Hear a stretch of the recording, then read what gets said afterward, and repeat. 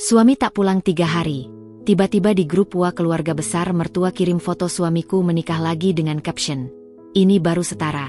Saat ia pulang kuhadiahi ia surat cerai dan kemiskinan."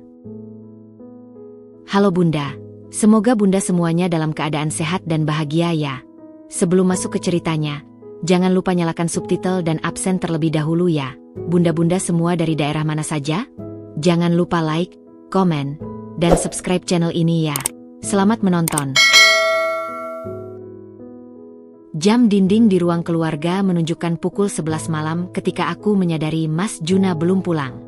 Biasanya, jika lembur, dia akan mengirim pesan singkat, "Bentar lagi, Din," atau "Masih urusan sama klien." Tapi malam ini, sunyi. Awalnya aku tak khawatir. Suamiku memang sering pulang larut, terutama sejak promosi jabatannya 6 bulan lalu. "Klien makin banyak, Din," katanya saat aku protes 2 minggu yang lalu. "Harus dijamu, dibangun hubungan." Aku, Dinda, mencoba menyibukkan diri. Melipat pakaian yang sudah kering, membersihkan dapur yang sudah bersih, memeriksa PR anak-anak yang sudah tidur. Tangan ini gelisah. Pikiranku melayang ke pagi tadi, saat sarapan berlangsung dingin. Acara ulang tahun pernikahan kita yang ke-13 minggu depan, sudah kubooking restoran kecil itu, ya? Tanyaku sambil menyendokkan nasi goreng untuk Nara, anak bungsu kami. Mas Juna tak langsung menjawab. Dia menatap ponselnya, jempol bergerak cepat membalas sesuatu. Baru setelah Nara menarik lengan bapaknya, dia menoleh. "Ah, ulang tahun pernikahan? Sudah tua-tua, tidak usah dirayakan, Din. Buang-buang duit saja. Mending uangnya untuk modal ekspansi distro." Suaranya datar, tak ada emosi. Padahal tahun lalu, dia yang merencanakan kejutan sederhana untuk ulang tahun pernikahan ke-12. "Tapi ini tradisi kita, Mas." Nara dan Kayla juga senang. Balasku, berusaha tak terdengar memohon. "Tradisi boleh, tapi sesuaikan dengan realita. Kita bukan anak muda lagi." Dia berdiri, menenteng tas kerjanya. "Aku ada meeting pagi ini. Pulang mungkin agak malam." Ciuman di kening yang biasa dia berikan sebelum pergi, pagi itu terlupa. Jam menunjukkan pukul 12 malam. Aku mencoba menelepon. Langsung masuk voicemail. "Coba lagi." "Sama. Mungkin baterai habis," bisik hatiku yang masih berusaha optimis. Aku berjalan ke ruang kerjanya, sebuah sudut kecil di rumah yang dulu kami bagikan, tapi kini lebih sering dia pakai sendiri. Ada laptopnya, masih tertutup. Aneh, dia jarang meninggalkan laptop. Tiba-tiba, dari atas meja, ponselnya yang biasa dia bawa, bukan yang utama, bergetar dan layarnya menyala. Notifikasi WA. Refleks, mataku menangkap nama yang muncul, Rizka. Hatiku berdebar. Rizka, sekretaris barunya yang diangkat 3 bulan lalu. Perempuan muda lulusan S2 manajemen itu sering dia sebut-sebut. "Cerdas, Din," katanya suatu kali. "Bisa diajak diskusi strategi bisnis. Jarang ada perempuan sekali berdia." Aku mencoba menenangkan diri. Dia sekretarisnya. Wajar kalau kirim pesan soal kerjaan. Tapi mengapa di jam segini? Notifikasi itu menghilang, digantikan oleh screensaver foto keluarga kami bertiga, tanpa Mas Juna, yang kupasang diam-diam di ponsel itu setahun yang lalu. Kudekati jendela, melihat halaman rumah yang gelap. Angin malam berbisik, membawa firasat buruk yang tak bisa kuhalau. Mungkin benar cuma meeting, gumamku pada bayanganku sendiri di kaca jendela. Mungkin dia sedang menyelesaikan proyek besar. Besok pasti ada penjelasan. Tapi hatiku yang lain membisikkan sesuatu yang lebih gelap. 5 tahun lalu, saat hubungan kita mulai retak pertama kalinya, dia juga mulai sering lembur tanpa kabar. Aku mengambil selimut dan duduk di sofa, menatap pintu depan. Menunggu. Berharap langkahnya akan terdengar, kuncinya berderak, dan semuanya akan kembali normal. Tapi malam semakin larut, dan keheningan di rumah kami semakin terasa seperti sebuah pertanda. Sebuah awal dari sesuatu yang tak bisa kuulangi lagi. Di luar, bulan sabit tersenyum tipis, seolah menyimpan rahasia yang besok akan kumulai ungkap, sepotong demi sepotong, hingga menghancurkan seluruh bangunan pernikahan yang kupikir kokoh selama 13 tahun ini. Matahari pagi menyelinap melalui celah gorden, menari-nari di atas wajahku yang terasa kusut. Aku terbaring di sofa, masih mengenakan baju rumah kemarin. Tubuh pegal, pikiran berat. Jam dinding menunjukkan pukul 7 pagi. Mas Juna masih belum pulang. Teleponku masih sunyi. Tidak ada pesan, tidak ada telepon yang terlewat. "Bu, Bapak pulang belum?" tanya Kayla, anak sulungku yang berusia 12 tahun, sudah berdiri di depan sofa dengan seragam sekolahnya. Wajahnya cemas. Kubangunkan diri, berusaha tersenyum. "Bapak ada urusan dadakan, Nak. Mungkin harus keluar kota. Cepat mandi, nanti ibu antar sekolah." Setelah mengantar anak-anak, rumah terasa semakin luas dan hampa. Setiap detik berdetak keras di telingaku. Keraguan dan ketakutan bergulat dalam dadaku. Meeting semalaman? Kecelakaan? Acau. Pikiran itu menggelitik lagi.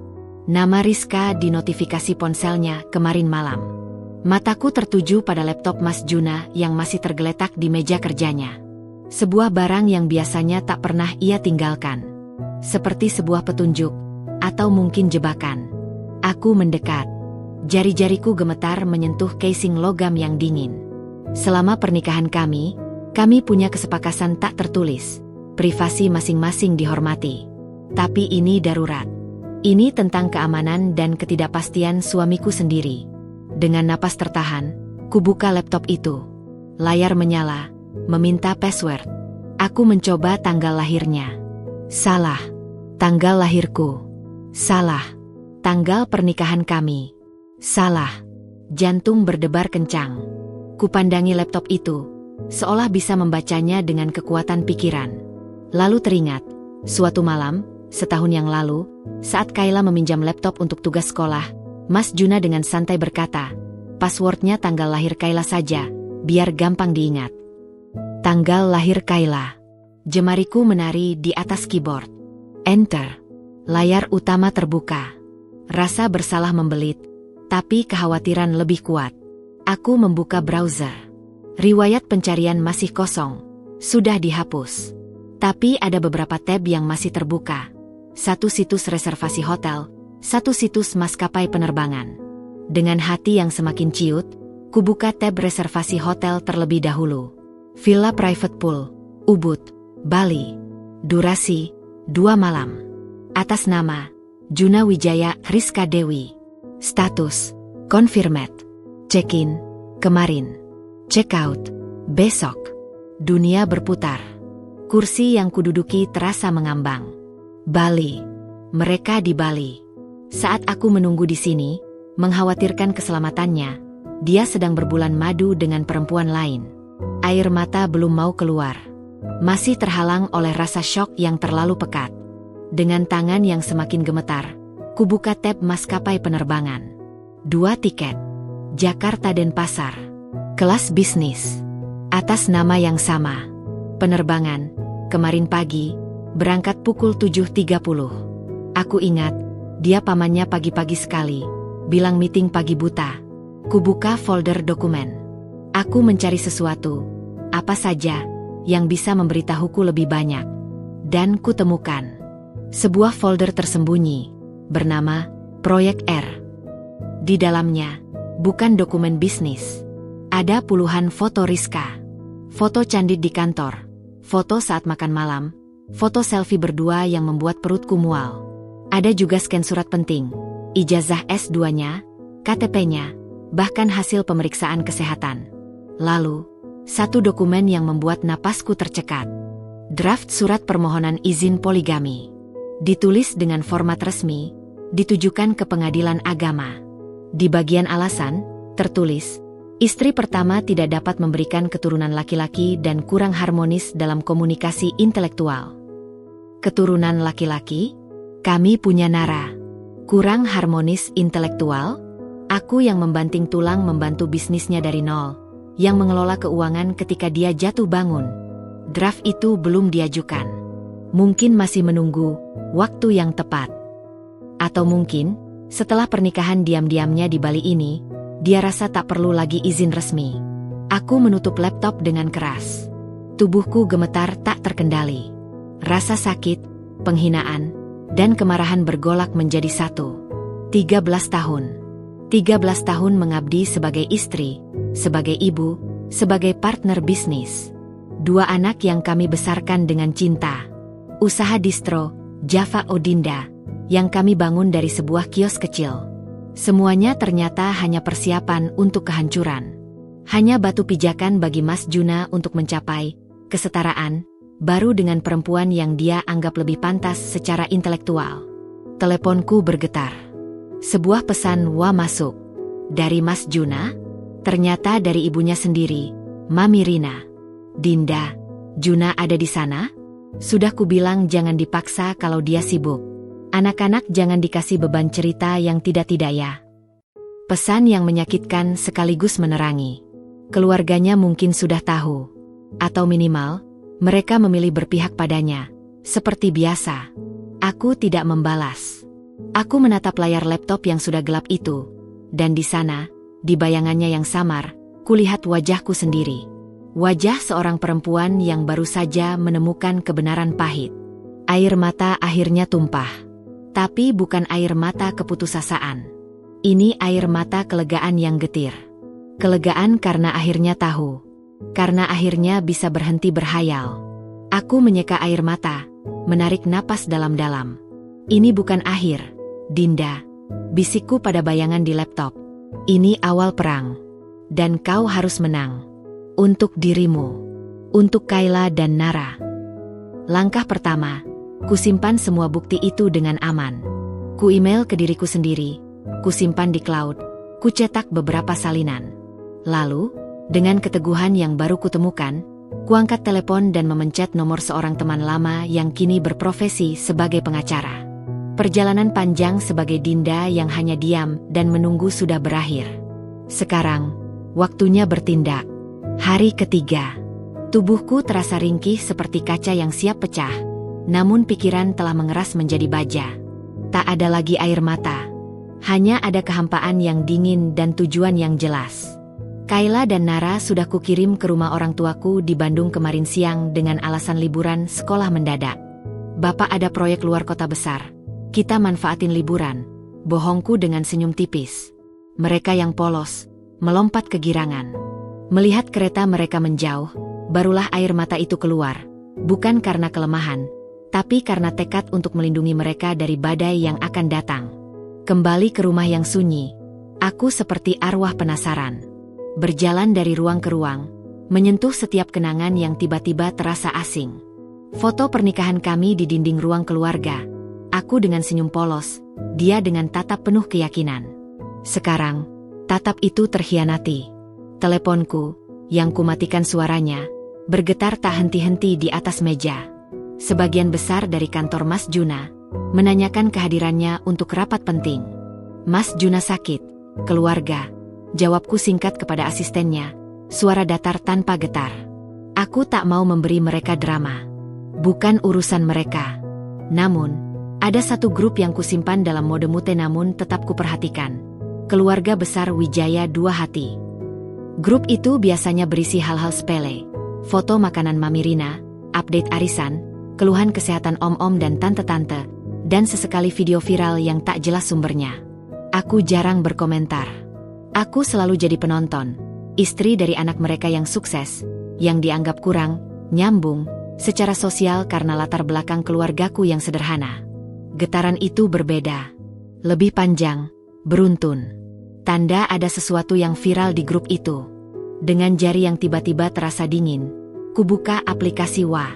105 pesan belum dibaca. Jantungku berdebar kencang, mencium bahaya. Ku scroll cepat ke atas, mencari sumber keributan. Dan di sana, tersemat seperti paku besar di peti mati penghargaan diri, adalah foto yang kukenal dengan jelas. Mas Juna. Dia berdiri tegak, mengenakan setelan jas abu-abu slim fit yang mahal, bukan yang biasa ia pakai ke kantor. Bajunya rapi, dasi sederhana, sepatu mengkilap. Di sebelahnya, Rizka. Perempuan itu tersenyum manis, memakai gaun pengantin putih sederhana namun elegan, dengan setangkai bunga melati terselip di sanggul rambutnya. Mereka berdua berdiri di depan latar kain sate berwarna emas, Di sebuah ruangan yang mirip balai kecil atau aula sederhana. Bukan pernikahan mewah, tapi intim. Sangat intim. Caption di bawah foto itu, dikirim dari akun Mas Juna sendiri, tertulis dengan huruf-huruf yang seolah menari-nari mengejekku. Alhamdulillah. Bismillah. Memulai lembaran baru dengan kebahagiaan yang setara. Ini baru pasangan yang seimbang. Terima kasih atas doa dan restu keluarga besar. Hati merah 2 tangan memberi tanda damai PAC 2. Ini baru setara. 3 kata itu mengambang di depan mataku, membakar setiap sel-sel kesabaran yang tersisa. Setara? Setelah 13 tahun aku membangun hidup bersamanya? Setelah aku mengorbankan karir, tidur nyenyak, dan seringkali harga diri, demi ketidaksetaraan yang katanya harus kami jalani bersama? Aku tak bisa menarik napas. Aku hanya menatap layar, sementara notifikasi komentar terus membanjir. Mami Rina, akhirnya, nak, selamat ya Juna dan Rizka. Anak yang soleh dapat jodoh yang solehah. 2 hati. Om Haryo, adik ayah Mas Juna. Wah, mantap Jun. Semoga sakinah mawaddah warahmah. Kapan resepsinya? Tante Lina, cantik sekali Riz. Selamat ya. Dinda tahu kan, Jun. Mas Juna, membalas Tante Lina. Insya Allah semua dijalanin dengan baik dan komunikasi. Tante, yang penting niat baik. Komunikasi? Niat baik? Darah mendidih di telingaku. Tak ada satupun yang menanyakan aku. Tak ada yang bertanya, di mana Dinda? Atau, ini bagaimana ceritanya? Mereka seperti sudah tahu. Atau lebih buruk, mereka memilih untuk tidak peduli. Aku hanya istri pertama. Mungkin dalam skenario mereka, aku adalah batu sandungan yang akhirnya berhasil disingkirkan oleh pasangan yang seimbang ini. Lalu, sebuah pesan pribadi masuk. Dari Mbak Sari, istri Om Haryo yang selama ini cukup baik padaku. Din, aku baru lihat grup. Aku Sho. Kau baik-baik saja? Butuh tempat, mari ke sini. Hampir saja aku menangis membaca pesan itu. Hampir. Tapi air mataku sudah kering. Yang tersisa adalah bara dingin. Kubalas singkat. Terima kasih, Mbak. Aku baik. Aku di rumah saja. Tak lama, pesan kedua dari Mbak Sari. Katanya, acaranya kecil, cuma keluarga inti Rizka dan beberapa saudara Juna yang mendukung. Mami Rina pasti datang. Aku dan Om Haryo tidak diundang. Hati-hati, Din. Jadi, ini konspirasi kecil yang rapi. Hanya untuk orang-orang pilihan. Untuk mereka yang menganggap pernikahan ulang suamiku adalah prestasi, bukan aib. Kututup grup WA itu. Dunia di luar jendela tetap berjalan. Mobil lewat, burung berkicau, tetangga menyapu halaman. Dunia tak berhenti karena hatiku yang hancur. Aku berdiri, berjalan menuju cermin di kamar mandi. Melihat wajahku yang pucat, mata sembab, tapi ada sesuatu yang baru di dalam pandangan itu. Sebuah keputusan yang membatu. Dia mengirim foto itu ke grup keluarga besar. Sebuah pengumuman. Sebuah pernyataan kemenangan. Sebuah penghinaan publik yang paling halus sekaligus paling kejam. Baik, Mas Juna. Bisikku pada bayanganku sendiri. Suaraku serak namun jelas. Kau mau perang di ruang publik? Kau mau jadikan aib ini sebagai pesta kemenanganmu? Aku mengambil teleponku lagi. Bukan untuk membalas di grup. Itu akan memberinya kepuasan. Aku membuka galeri, memilih semua bukti yang sudah kukumpulkan. Tiket pesan ke Bali, reservasi villa, draft surat izin poligami yang menghinakan. Lalu, dengan ketenangan yang menakutkan, aku menyusun email panjang kepada pengacaraku, Mbak Tari. Dengan subjek, eskalasi, pengumuman tidak senonoh di grup keluarga. Permintaan tambahan gugatan pasal pencemaran nama baik dan psikologikal abuse. Dia mengira dengan foto itu, segalanya selesai. Aku akan terpukul, diam, lalu menerima nasib sebagai istri tua yang tersingkirkan. Dia salah besar. Foto itu bukan paku terakhir di peti mati pernikahan kami. Itu adalah pentungan yang membangunkanku dari tidur panjang. Itu adalah tamparan yang akhirnya membuatku berani membalas. Malam itu, saat jam menunjukkan pukul 9, Kudengar suara mobil memasuki halaman. Langkahnya, suara kuncinya. Dia pulang. Dengan senyum kemenangan dan mungkin oleh-oleh untuk sang istri yang tidak setara. Aku tak lagi duduk menunggu di sofa dengan cemas. Aku sudah duduk di sana, dengan secangkir teh chamomile yang hangat, dengan amplop coklat berisi surat cerai di pangkuanku, dan dengan senyum dingin yang sudah kurencanakan di depan cermin tadi. Biarlah dia yang menikmati kemenangan kecilnya malam ini. Besok, perang yang sesungguhnya akan dimulai. Dan kali ini, aku yang akan menentukan batasannya. Langit di luar masih gelap gulita ketika aku membuka mata. Aku tertidur di sofa. Telepon masih tergenggam di tangan. Tak ada lagi rasa kantuk. Hanya ada kewaspadaan yang tajam dan dingin. Foto itu masih membakar retina mataku. Kata-kata, ini baru setara, bergema di telinga. Aku bangkit. Tubuh pegal, namun pikiran jernih bagai kristal. Tidak ada lagi waktu untuk terpaku pada rasa sakit. Ada 2 orang kecil di Bandung yang harus dilindungi. Ada hidupku sendiri yang harus direbut kembali. Jam 5 pagi. Kulempar telepon ke sofa dan berjalan ke kamar mandi. Air dingin yang menyiram wajahku terasa seperti tamparan penyadar. Di balik cermin yang berkabut, kulihat mata seorang perempuan asing. Bukan lagi Dinda yang penyabar, yang selalu mengalah. Ini adalah sosok dengan garis keras di sudut mulut, dengan api di balik bola mata. Cukup, bisikku pada bayangan itu. Pukul 6 pagi, setelah membuat secangkir kopi hitam pekat, aku membuka laptop dan membuka kembali semua bukti yang kukumpulkan. Foto tiket, reservasi villa, foto-foto mereka berdua, draft surat poligami, dan yang terbaru, screenshot memalukan dari grup WA keluarga Wijaya. Aku menyimpannya di 3 tempat berbeda, cloud pribadi, flash disk tersembunyi, dan email. Lalu, kuambil telepon dan mencari kontak yang sudah lama tak kuhubungi. Mbak Tari Wulandari, SH di masa lalu, kami sekamar di kosan saat masih kuliah dulu. Dia mengambil hukum, aku ekonomi. Dia selalu yang paling galak dan tak pernah kompromi terhadap ketidakadilan. Kami sempat berpisah jarak setelah masing-masing menikah, tapi ikatan masa muda itu rasanya masih ada. Dengan jari yang sedikit gemetar, kini lebih karena antisipasi daripada ketakutan, ku pencet nomornya. Telepon berdering beberapa kali. Halo? Suaranya masih sama, lantang dan penuh keyakinan. Tari, ini Dinda. Suaraku serak. Dinda?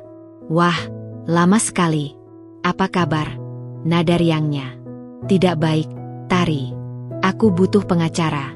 Suamiku menikah diam-diam dengan sekretarisnya dan mengumumkannya di grup keluarga. Suara di seberang garis langsung senyap. Lalu, berubah menjadi sangat serius. Kau di rumah? Aku bisa datang sekarang. 2 jam kemudian, Mbak Tari sudah duduk di hadapanku di ruang tamu. Dia memandangku dengan tatapan tajam seorang pengacara, namun juga dengan keprihatinan seorang sahabat. Di depannya tersebar semua bukti yang kudapat. Dia memeriksa satu persatu dengan cermat, kadang mengangguk, kadang mengerutkan kening. Ini kuat, Din, katanya akhirnya, meletakkan draft surat poligami. Poligami tanpa izin istri pertama, apalagi dengan menikah di bawah tangan, itu jelas-jelas melanggar hukum. Ditambah dengan bukti pengumuman di grup keluarga ini, dia mengetuk screenshot WA. Kita bisa tambahkan pasal pencemaran nama baik dan psikological abuse. Dia dengan sengaja mempermalukanmu di muka publik. Apa yang harus kulakukan, Tari? Aku ingin dia merasakan konsekuensi, bukan hanya cerai. Mbak Tari menatapku. Kau masih punya akses ke aset-aset kalian? Rekening bersama? Usaha distro? Aku mengangguk. Selama ini aku yang mengelola keuangan harian distro. Tapi kepemilikan resmi masih atas namanya. Kita harus bergerak cepat sebelum dia menyadari dan mengamankan segalanya. Pertama, kita bekukan rekening bersama. Kedua, kau punya kuasa untuk mengelola distro, kan? Mulai amankan arus kas, pindahkan dana ke rekening baru atas nama usaha saja, yang hanya kau yang punya akses. Ketiga, rumah ini. Sertifikat masih atas nama kami berdua. Kita usulkan ke pengadilan untuk menjadikannya sebagai hak mutlakmu dan anak-anak, mengingat dia yang melakukan pelanggaran pernikahan. Rencana itu masuk akal. Tapi masih ada sesuatu yang mengganjal. Dia punya pengacara juga, Tari. Dan ada satu hal. Aku menceritakan bisikan Mbak Sari tentang Rizka yang punya utang dan hubungan dengan rentenir. Mata Tari berbinar, bukan karena senang, tapi karena menemukan titik lemah. Itu informasi penting. Jika Rizka punya masalah keuangan yang serius dan Mas Juna menggunakan harta bersama untuk membantunya, itu bisa jadi dasar penuntutan penyalahgunaan harta bersama. Kita perlu investigator untuk ini. Investigator? Itu mahal, Tari. Kau biarkan saja padaku. Aku punya kenalan. Dan untuk kasus sebesar ini, dengan bukti yang sudah ada, kita bisa mengejar biaya perkara dari pihaknya nanti. Hari itu berjalan dengan kecepatan yang memusingkan. Di bawah bimbingan Tari, aku seperti komandan yang menyusun strategi perang. 1. Rekening bersama kami berangkat ke bank dengan surat kuasa dan surat cerita singkat yang dibuat Tari. Prosesnya berliku, tapi karena nama kami tercatat bersama dan ada indikasi penyalahgunaan, dana berhasil dibekukan sementara. 2. Distro, Java Odinda. Aku menelepon manajer keuangan, Mbak Wati, yang sudah bekerja sejak awal. Aku tak berbohong. Mbak Wati, Mas Juna melakukan poligami liar. Aku sedang mengamankan aset untuk anak-anak. Tolong, untuk sementara, semua pembayaran ke supplier dan penarikan dana hanya dengan persetujuanku. Di seberang telepon, terdengar desahan panjang. Sudah kuduga, Bu Dinda. Beberapa kali ada penarikan dana besar oleh Mas Juna akhir-akhir ini, katanya untuk investasi baru. Aku akan bantu Ibu. 3. Investigator Tari menghubungi kontaknya. Seorang pria bernama Pak Anton, mantan penyidik, setuju untuk memulai penyelidikan latar belakang Rizka dan pergerakan Mas Juna belakangan ini. Sore hari, ketika Tari sudah pergi, aku duduk sendirian lagi. Kelelahan fisik menyerang, tapi ada kepuasan kecil. Aku telah mengambil kendali. Teleponku berdering. Mas Juna. Aku menarik napas dalam. Ya, Mas. Dinda, maaf baru hubung. Meeting luar kota mendadak, jaringan jelek. Suaranya tenang, terlalu tenang. Aku pulang nanti malam. Ada yang ingin kubicarakan. Tentu, Mas. Aku juga ada yang perlu dibicarakan. Jawabku, sama datarnya. Baik, sampai nanti. Dia menutup telepon. Mungkin dia mengira aku masih dalam kegelapan. Atau mungkin, dia sudah siap dengan cerita dan hadiah penenangnya. Matahari sore menyinari ruang tamu, menerangi debu-debu yang beterbangan. Aku melihat foto keluarga di dinding sekali lagi. Kali ini, kuambil foto itu dari figura, dan kumasukkan ke dalam laci. Tidak perlu lagi melihat ke belakang. Rencana sudah disusun. Perang sudah dideklarasikan. Dan untuk pertama kalinya dalam 13 tahun, aku merasa setara. Bahkan mungkin lebih. Karena aku bertarung dengan kebenaran dan martabat di pihakku. Sementara dia akan segera menyadari bahwa pondasi kebahagiaan barunya dibangun di atas pasir hisap pengkhianatan dan kesombongan. Malam itu turun dengan langkah-langkah yang seolah disengaja, perlahan, tegas, dan membawa hawa dingin yang menembus dinding rumah. Aku sudah tidak gelisah. Aku sudah duduk di kursi tungguku di ruang tamu, secangkir teh chamomile di tangan, lampu remang-remang, dan napas yang sengaja kurencanakan agar tetap teratur. Suara mobil memasuki halaman jam 9 tepat. Suara mesin yang mati, pintu yang dibanting tak terlalu keras, lalu langkah kaki yang akrab, dengan irama percaya diri yang kini terasa seperti penghinaan, mendekati pintu. Kunci berderak, pintu terbuka. Mas Juna berdiri di ambang pintu, masih mengenakan jas abu-abu slim fit dari foto itu. Wajahnya tidak tampak lelah, malah memancarkan semacam kepuasan yang menyilaukan. Matanya berbinar, senyum tipis mengambang di bibirnya. Dia seperti seorang pahlawan yang baru kembali dari medan perang dengan kemenangan mutlak. Dinda, sapanya, suaranya lembut namun bermuatan superioritas yang tak bisa disembunyikan. Dia meletakkan tas kerjanya yang mahal di bangku dekat pintu, lalu sebuah tas kecil berwarna coklat dari butik terkenal. Aku mengangguk pelan, tak beranjak dari kursi. Mas. Dia mendekat, aromanya masih sama. Parfum kayu tua yang dulu kusukai, tapi kini tercampur bau asing. Parfum bunga yang manis. Parfum Rizka. Aku ada kejutan untukmu, ujarnya, mengambil tas kecil itu. Dia membukanya dan mengeluarkan kotak perhiasan berlapis beludru hitam. Dengan gerakan penuh percaya diri, dia membukanya di hadapanku. Sebuah kalung mutiara dengan liontan berlian kecil memancarkan kilauan di bawah lampu. Mewah. Sangat mewah. Jenis hadiah yang biasanya dia berikan saat ulang tahun pernikahan atau kelahiran anak. Ini untukmu, katanya, menyodorkannya seperti seorang raja yang menganugerahkan gelar pada bawahannya yang setia. Sebagai bentuk rasa terima kasih karena telah memahami. Kata, memahami, itu menggantung di udara, berat dan penuh makna. Dia tidak meminta maaf. Dia berterima kasih karena kau memahami bahwa dia berhak memiliki sesuatu yang lebih baik. Dengan tangan yang sengaja kulatih agar tidak gemetar sepanjang sore, kuambil kotak itu. Kulihat mutiara-mutiara bulat sempurna itu, lalu menatapnya. Memahami apa, Mas? Tanyaku, suaraku datar, seperti sedang menanyakan cuaca.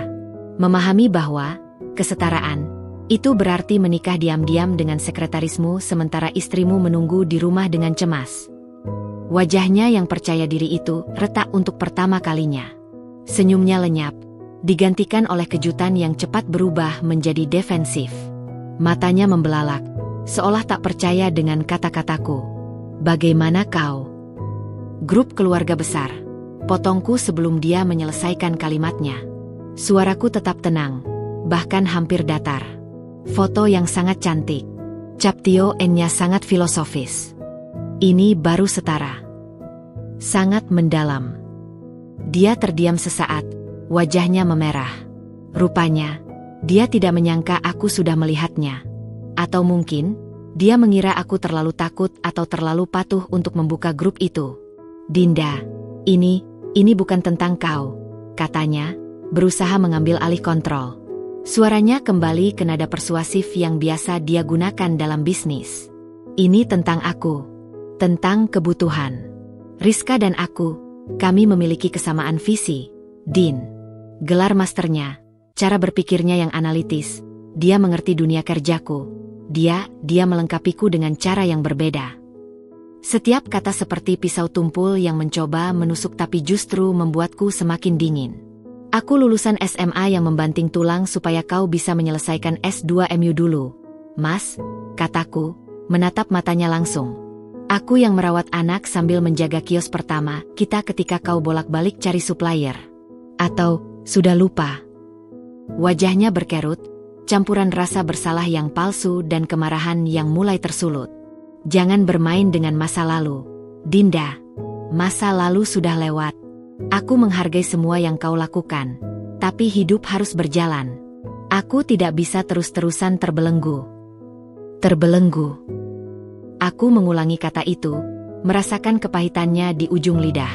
Jadi 13 tahun dan 2 anak itu adalah belenggu bagimu.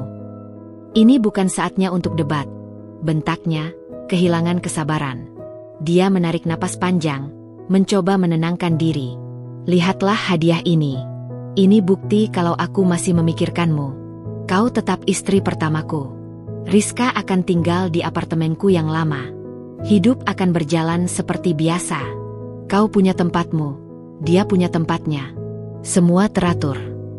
Teratur, kata itu seperti pukulan terakhir. Dia menganggapku sebagai sebuah perabot yang bisa diatur penempatannya.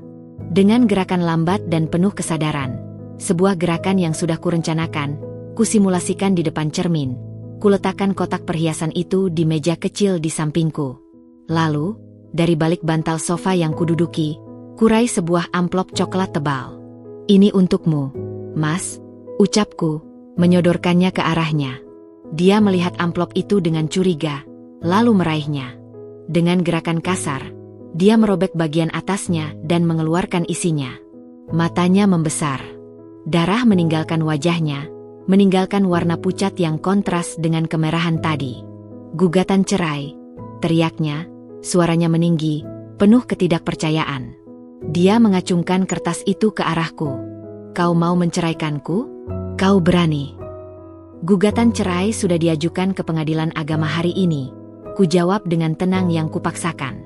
Dengan bukti poligami tanpa izin, pernikahan siri, dan tentu saja, foto serta caption yang kau kirim sendiri ke grup keluarga sebagai bukti pencemaran nama baik dan psikologi Cal Abuse.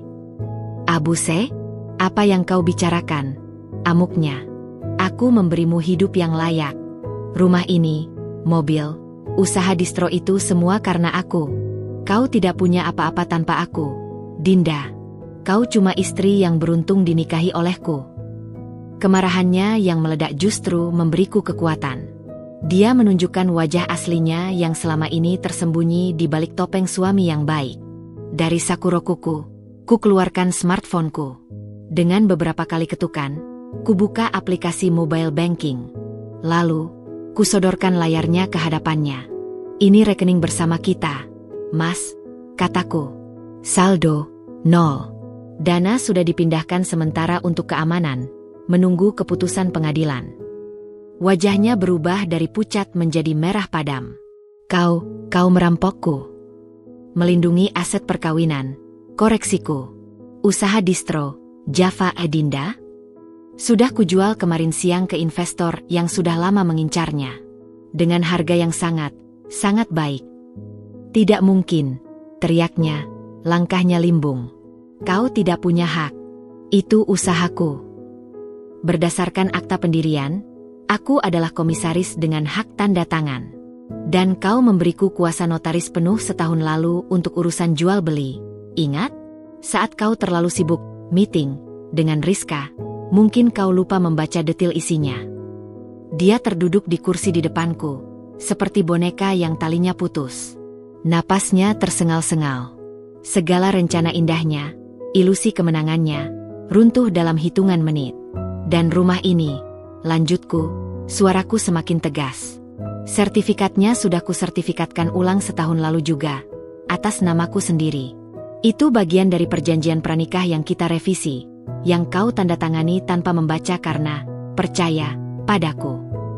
Dia memandangiku dengan tatapan yang kini penuh ketakutan dan kebencian. Kau rencanakan semua ini? Selama setahun. Aku menghela napas. Aku merencanakan masa depan anak-anakku ketika kau sibuk merencanakan pernikahan kedua dan menganggapku tidak setara. Mereka butuh keamanan, Mas, dan kau jelas bukan lagi jaminan itu. Dinda, kau tidak adil, protesnya, namun kini suaranya lemah, seperti anak kecil yang kehilangan mainan. Rizka mengandung anakku. Aku punya tanggung jawab. Kali ini, aku berdiri. Tinggiku mungkin tak setinggi dirinya, tapi di ruang tamu ini, aku merasa lebih besar. Dan anak-anak kita, Kayla dan Nara, butuh ayah yang hadir, bukan kolektor istri yang menganggap pernikahan sebagai lencana, kesetaraan, kataku. Suaraku akhirnya bergetar, tapi bukan karena takut, karena amarah yang murni. Tanggung jawabmu yang pertama adalah pada keluarga yang kau tinggalkan di sini. Tapi kau memilih untuk menginjak-injaknya.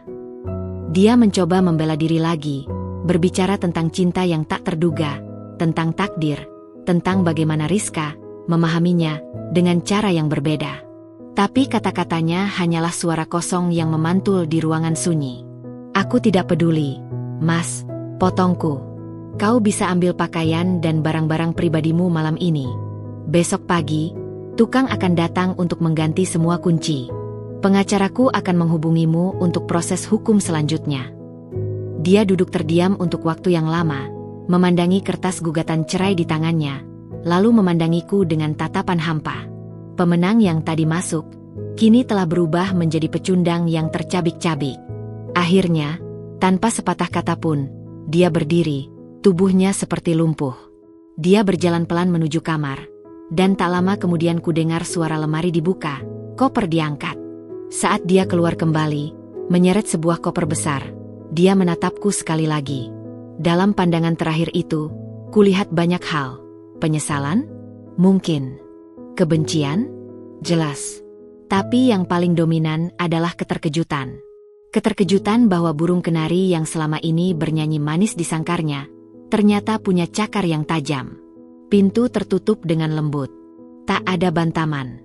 Hanya hening yang tiba-tiba memenuhi rumah. Aku kembali duduk, meraih cangkir tehku yang sudah dingin. Tangan yang tadi begitu stabil, sekarang gemetar ringan.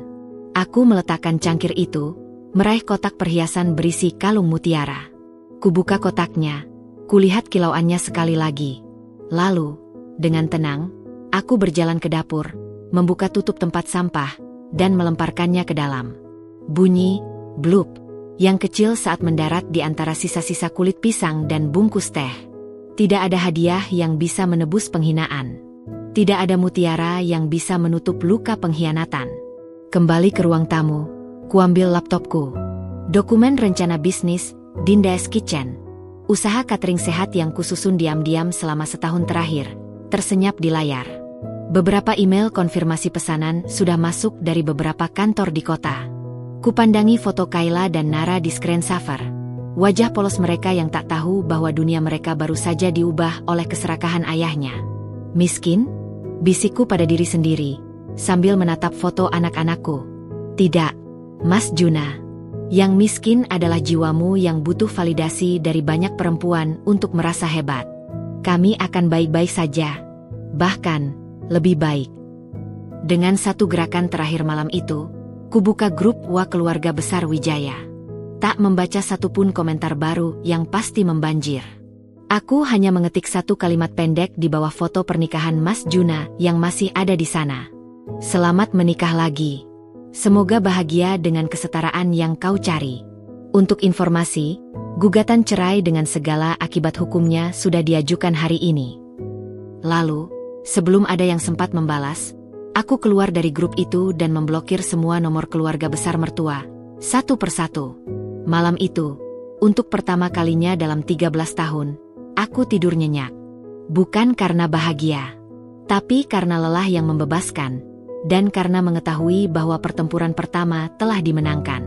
Perang masih panjang, tapi setidaknya malam ini, rumah ini sepenuhnya milikku. Keesokan harinya, matahari terbit dengan sinar yang terasa lebih terang, menusuk-nusuk sisa kegelapan di sudut-sudut rumah. Aku bangun dengan kepala yang berat namun pikiran yang jernih. Tidak ada lagi sandiwara. Tidak ada lagi topeng kesabaran. Yang ada hanya fakta-fakta keras yang harus kuhadapi. Mbak Tari tiba pagi-pagi dengan membawa dokumen-dokumen segar. Surat gugatan sudah diterima pengadilan. Sidang perdana 2 minggu lagi, katanya sambil menyerahkan kopi hangat yang kubuat. Sekarang, kita harus mengamankan bisnis distro. Statusnya masih labil. Benar. Mas Juna pasti tak akan tinggal diam. Pukul 9 pagi, telepon kantor distro berdering. Suara Mas Juna, tegang dan penuh ancaman yang terselubung, terdengar dari speaker yang sengaja kubuka agar Mbak Tari mendengar. Dinda, tarik kembali gugatan itu. Batalkan penjualan distro. Kita bicara baik-baik seperti orang dewasa. Tidak ada yang perlu dibicarakan, Mas, jawabku dingin. Semuanya sudah jelas. Hukum yang akan berbicara. Awas, Dinda. Aku bisa hancurkan segalanya. Supplier utama adalah temanku. Aku bisa putuskan hubungan mereka dengan Java Odinda dalam satu telepon. Itulah yang ditunggu Mbak Tari. Dia mengangguk, memberi isyarat agar aku mengalihkan ke speakerphone dan mulai merekam. Silakan, Mas, kataku, suara tetap datar. Lakukan apa yang kau rasa perlu. Tapi ingat, catatan keuangan distro selama ini aku yang pegang. Termasuk semua pengeluaran tak wajar, akhir-akhir ini untuk villa dan tiket pesawat ke Bali. Dia tercekat di seberang sana. Aku bisa mendengar napasnya yang memburu. Kau mengancamku.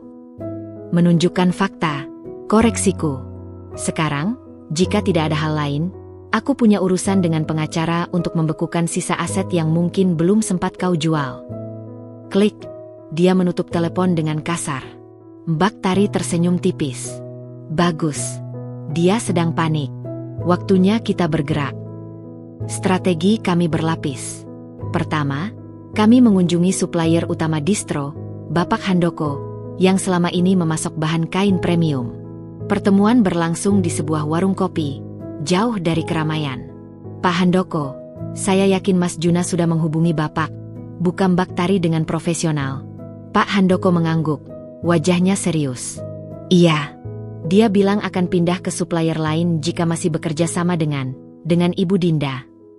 Bapak tahu alasan perceraian kami? Tanyaku langsung. Dia menghela napas. Dengar-dengar. Tapi bisnis adalah bisnis, Bu Dinda. Bisnis juga tentang kepercayaan, sambung Mbak Tari. Ibu Dinda adalah manajer operasional yang membuat pembayaran selalu tepat waktu, bahkan saat distro hampir bangkrut dulu. Mas Juna? Berapa kali ia menunda pembayaran dengan alasan investasi yang tak jelas. Pak Handoko terdiam. Matanya berbinar, menghitung risiko. Aku akan buka usaha catering sendiri, Pak, tambahku. Butuh seragam karyawan tetap, kain lab premium, dan lainnya. Kontrak per tahun. Pembayaran di muka 50%. Kuambil selembar kertas berisi proyeksi pesanan. Angkanya cukup menarik. Dia memandangi kertas itu, lalu menatapku. Mas Juna bilang ibu yang merebut usahanya. Apakah bapak lebih percaya pada pria yang menikah diam-diam dengan sekretarisnya saat istrinya mengelola bisnis, atau pada ibu rumah tangga yang bukti kesetiaannya ada pada pembukuan rapi selama 10 tahun? Pertanyaanku menggantung. Beberapa detik kemudian, Pak Handoko mengulurkan tangan. Pembayaran di muka, kontrak 2 tahun. Tapi saya perlu alasan resmi untuk memutus hubungan dengan Mas Juna. Mbak Tari mengangguk. Surat dari pengadilan tentang sengketa aset akan kami kirim besok. Itu bisa jadi alasan force majeure. Lapisan pertama aman. Lapisan kedua, karyawan. Siang itu, aku mengumpulkan semua karyawan distro di ruang tengah toko. 15 orang yang sebagian besar sudah seperti keluarga. Apa yang kalian dengar mungkin benar. Aku memulai, tanpa dramatisasi. Mas Juna menikah lagi tanpa seizinku. Kami sedang bercerai. Bisnis ini dalam proses hukum. Aku tidak mau kalian terjebak di tengah. Kalau mau ikut Mas Juna, silakan. Aku akan berikan pesangon sesuai hukum. Lalu, Mbak Wati, manajer keuangan, berdiri. Saya ikut Ibu Dinda. Selama ini ibu yang memastikan gaji kami tepat waktu, bahkan saat penjualan sepi. Satu persatu, yang lain mengangguk. Hanya 2 orang, sales yang baru direkrut Mas Juna 6 bulan lalu, yang memilih keluar. 12 orang setia bertahan. Mereka adalah tulang punggung operasional yang membuat distro tetap berjalan. Sementara itu, di dunia maya, Rizka semakin menjadi-jadi. Sejak foto pernikahan itu, akun Instagram pribadinya yang sebelumnya privasi, kini terbuka. Penuh dengan foto-foto, kebahagiaan baru, bunga mawar dari suami, makan malam di restoran mewah, bahkan story di depan sebuah apartemen baru. Mungkin, apartemen lama, Mas Juna yang dimaksud. Captionnya selalu sindiran halus. Akhirnya menemukan tempat di mana pikiran dan hati sejalan. Atau, kesetaraan itu ketika kamu tidak perlu mengecilkan diri untuk membuat orang lain merasa besar. Setiap unggahan seperti sengaja diarahkan padaku. Aku membaca semuanya, tapi tak sekalipun membalas atau memberikan reaksi. Biar dia menari sendirian di panggung hayalannya. Aku terlalu sibuk membangun fondasi nyata untuk masa depan. 3 hari setelah konfrontasi telepon, serangan balik dari Mas Juna datang. Dia mencoba masuk ke kantor distro dengan membawa 2 orang yang dikenalnya sebagai staf hukum. Tapi pintu sudah digembok baru, dan satpam, seorang bapak tua yang selama ini dilindungi karena anaknya sakit, berdiri tegak di depan. Maaf, Pak Juna. Atas perintah Ibu Dinda dan surat dari pengadilan, akses ke sini dibekukan sampai sidang selesai. Aku melihat dari CCTV yang kukontrol dari rumah. Wajah Mas Juna merah padam. Dia berteriak, mengancam akan memecat satpam itu, tapi si bapak hanya menggeleng. Saya dipekerjakan oleh perseroan, Pak. Dan sekarang yang berwenang di perseroan adalah Ibu Dinda sesuai surat kuasa. Akhirnya mereka pergi dengan wajah geram. Tapi aku tahu, ini belum selesai. Dia akan mencoba dari sisi lain. Malam itu, Pak Anton, investigator yang dipekerjakan Mbak Tari, memberikan laporan pertama. Suaranya tenang namun penuh informasi penting. Ibu Dinda, Rizka ini punya utang di 3 tempat. 2 bank dan 1 rentenir non-bank. Total sekitar 400 juta. Nilai yang cukup besar untuk seorang sekretaris. Menurut sumber, utang itu awalnya untuk biaya hidup mewah dan membantu keluarga, tapi kemudian menumpuk. Menariknya, suaranya terdengar lebih rendah. Sebulan sebelum pernikahan siri mereka, ada setoran tunai besar ke rekening Rizka, persis senilai pelunasan utangnya di rentenir itu. Sumber dananya, tracingnya mengarah ke salah satu rekening usaha distro. Nafasku tertahan. Jadi, uang dari keringat kami berdua, dari jerih payah karyawan, digunakan untuk melunasi utang selirnya. Ada bukti transaksinya? Tanyaku, berusaha tetap tenang. Ada. Sudah saya dapatkan kopinya. Dan ada satu hal lagi, lanjut Pak Anton. Rizka ini tidak sendirian. Dia punya pelindung di kalangan tertentu. Orang ini yang memperkenalkannya pada Mas Juna. Tampaknya ini bukan cinta dalam sekilas, tapi lebih seperti proyek yang direncanakan. Rasa mual yang dalam menyerangku. Jadi, aku bukan hanya dikhianati oleh suami yang sombong, tapi juga jadi korban skema perempuan yang lebih cerdik dari yang kuduga. Ini bagus, kata Mbak Tari setelah mendengar laporanku. Dengan bukti penyalahgunaan uang perusahaan untuk kepentingan pribadi yang melanggar hukum, kita bisa tambahkan pasal penggelapan. Mas Juna bukan hanya menghadapi gugatan cerai, tapi juga tuntutan pidana perdata. Perang semakin panas. Mereka mengira aku hanya akan diam menangis di pojok ruangan. Mereka mengira bisnis akan lumpuh tanpa mereka. Mereka mengira kehebatan, kesetaraan intelektual, mereka akan memenangkan segalanya. Mereka salah. Aku, Dinda, yang hanya lulusan SMA, yang mereka anggap tidak setara, justru sedang membongkar setiap batu fondasi ilusi mereka dengan ketelitian seorang akuntan dan keteguhan seorang ibu yang terpojok. Malam itu, sebelum tidur, kukirim pesan pada anak-anak di Bandung. Hanya foto wajahku yang tersenyum, dengan caption, "Ibu baik-baik saja. Ibu kuat. Ibu sayang kalian." Dan untuk pertama kalinya sejak semua ini dimulai, senyum di foto itu tidak dipaksakan. Senyum itu asli. Lahir dari sebuah kekuatan baru yang kutemukan dalam diri sendiri. Kekuatan untuk bertahan, melawan, dan akhirnya, menang. Kabut ilusi, kebahagiaan baru, yang menyelimuti Mas Juna dan Rizka mulai menipis dengan cepat, digantikan oleh kenyataan pahit yang menusuk bagai angin pagi di musim penghujan. 2 minggu setelah pernikahan sirinya, Mas Juna menyadari bahwa hidup dengan Rizka tidak sesempurna yang dia bayangkan dalam angan-angan intelektual mereka. Aku tahu ini dari laporan berkala Pak Anton, sang investigator, dan dari beberapa kebocoran tak sengaja yang kudapat dari mantan staf distro yang masih berhubungan dengan lingkungan kantor lama Mas Juna. Pertama-tama, soal uang. Rizka, dengan gelar S2 dan selera hidup tinggi, ternyata memiliki kebutuhan finansial yang jauh melampaui sekadar kesetaraan intelektual. Dia terbiasa dengan gaya hidup yang sebelumnya hanya mampu dia pertahankan dengan berutang. Kini, dengan status sebagai istri seorang pengusaha, meski sedang terpuruk, tuntutannya melonjak. Pak Anton mengirimkan beberapa bukti transaksi yang membuatku menggeleng-geleng. Dalam 10 hari saja, sebuah tas tangan merek terkenal senilai puluhan juta, dibeli dengan kartu kredit Mas Juna yang sebelumnya jarang digunakan. Langganan klub kebugaran eksklusif di kawasan bisnis. Deposit untuk apartemen yang lebih besar dan mewah, karena apartemen lama Mas Juna yang ditempatinya kini terasa sempit dan tidak sesuai dengan standar living kami. Begitu kata Rizka menurut sumber. Mas Juna, yang sedang kehilangan akses pada aliran kas utama dari distro dan rekening bersama yang dibekukan, mulai kelimpungan. Uang tunai yang dia miliki dari penarikan terakhir sebelum aku membekukan segalanya, dengan cepat menipis. Lalu, datanglah masalah utang Rizka. Rentenir yang hutangnya sudah dilunasi dengan uang distro ternyata bukan satu-satunya. Masih ada 2 teman, pemberi pinjaman lain yang mulai menagih. Rupanya, pelunasan oleh Mas Juna hanya memindahkan masalah. Rizka, merasa sudah mendapatkan sandaran finansial yang kuat, malah meminjam lagi dari sumber lain untuk memenuhi gaya hidup barunya. Suatu sore, Pak Anton menelepon dengan suara datar namun tegas.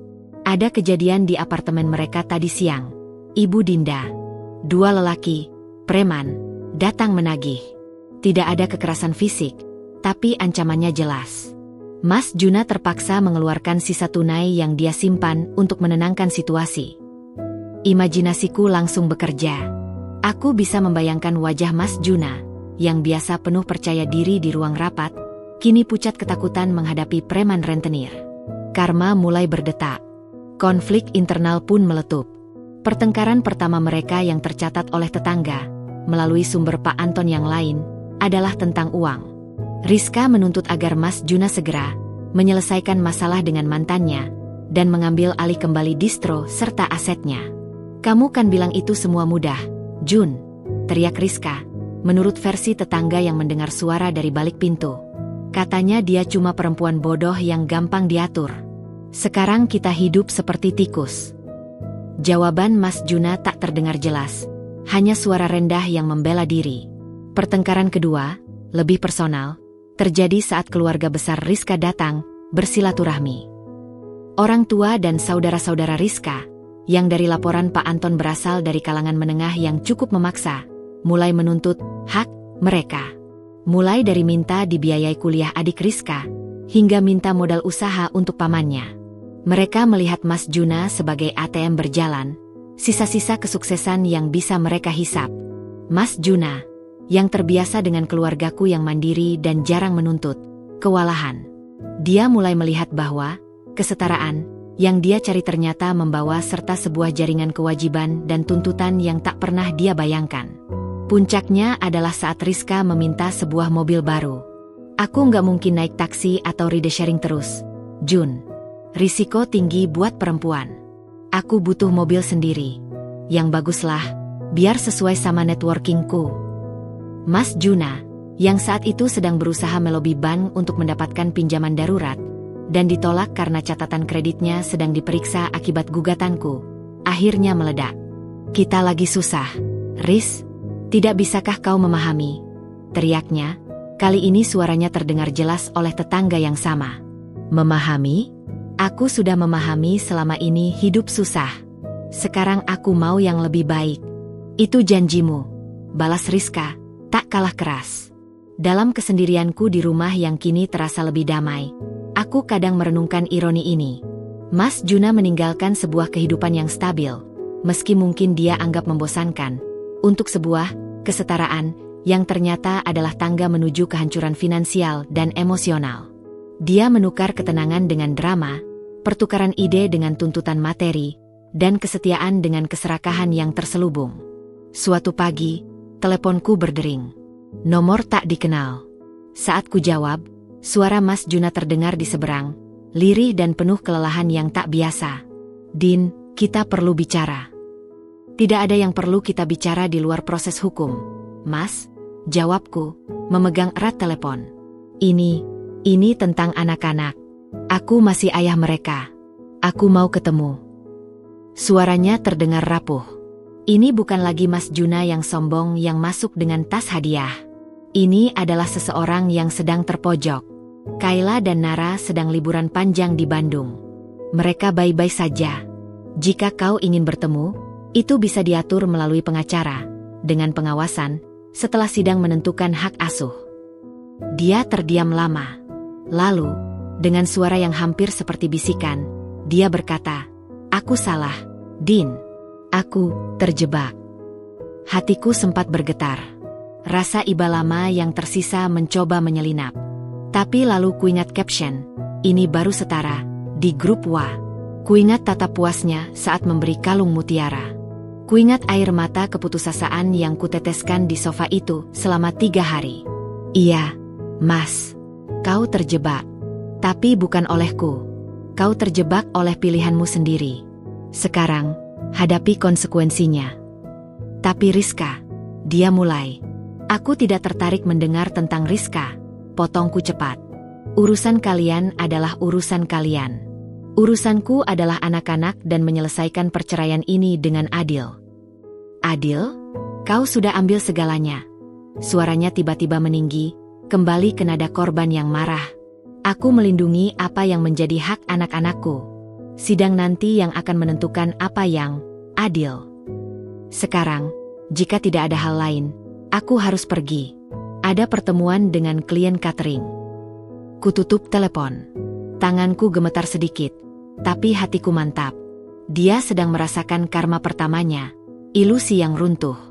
Dan itu baru permulaan. Di luar, langit mendung. Aku berjalan ke jendela, melihat halaman yang mulai kusemprot sendiri sejak dia pergi. Rumput tumbuh sedikit liar, tapi ada bunga sepatu yang justru mekar dengan subur di sudut. Hidup terus berjalan. Dan kadang, kehancuran sebuah ilusi adalah pupuk terbaik untuk sesuatu yang lebih kuat dan lebih nyata tumbuh. Untukku, itu adalah kekuatan diri yang selama ini terpendam. Untuk Mas Juna, semoga itu adalah pelajaran tentang arti, kesetaraan, yang sesungguhnya. Bukan tentang gelar atau gaya hidup, tapi tentang saling menghargai dan bertanggung jawab atas pilihan yang dibuat. Tapi untuk saat ini, biarlah dia merasakan pahitnya kopi yang dia sendiri seduh. Aku punya bisnis catering yang pesanannya mulai membanjir, dan 2 anak yang menungguku untuk dibawa pulang ke rumah yang kini benar-benar menjadi tempat berlindung yang aman. Waktu terus berjalan, meninggalkan bekas seperti air pasang di pantai. Sidang perdana telah berlalu dengan ketegangan yang mencekam di ruang pengadilan.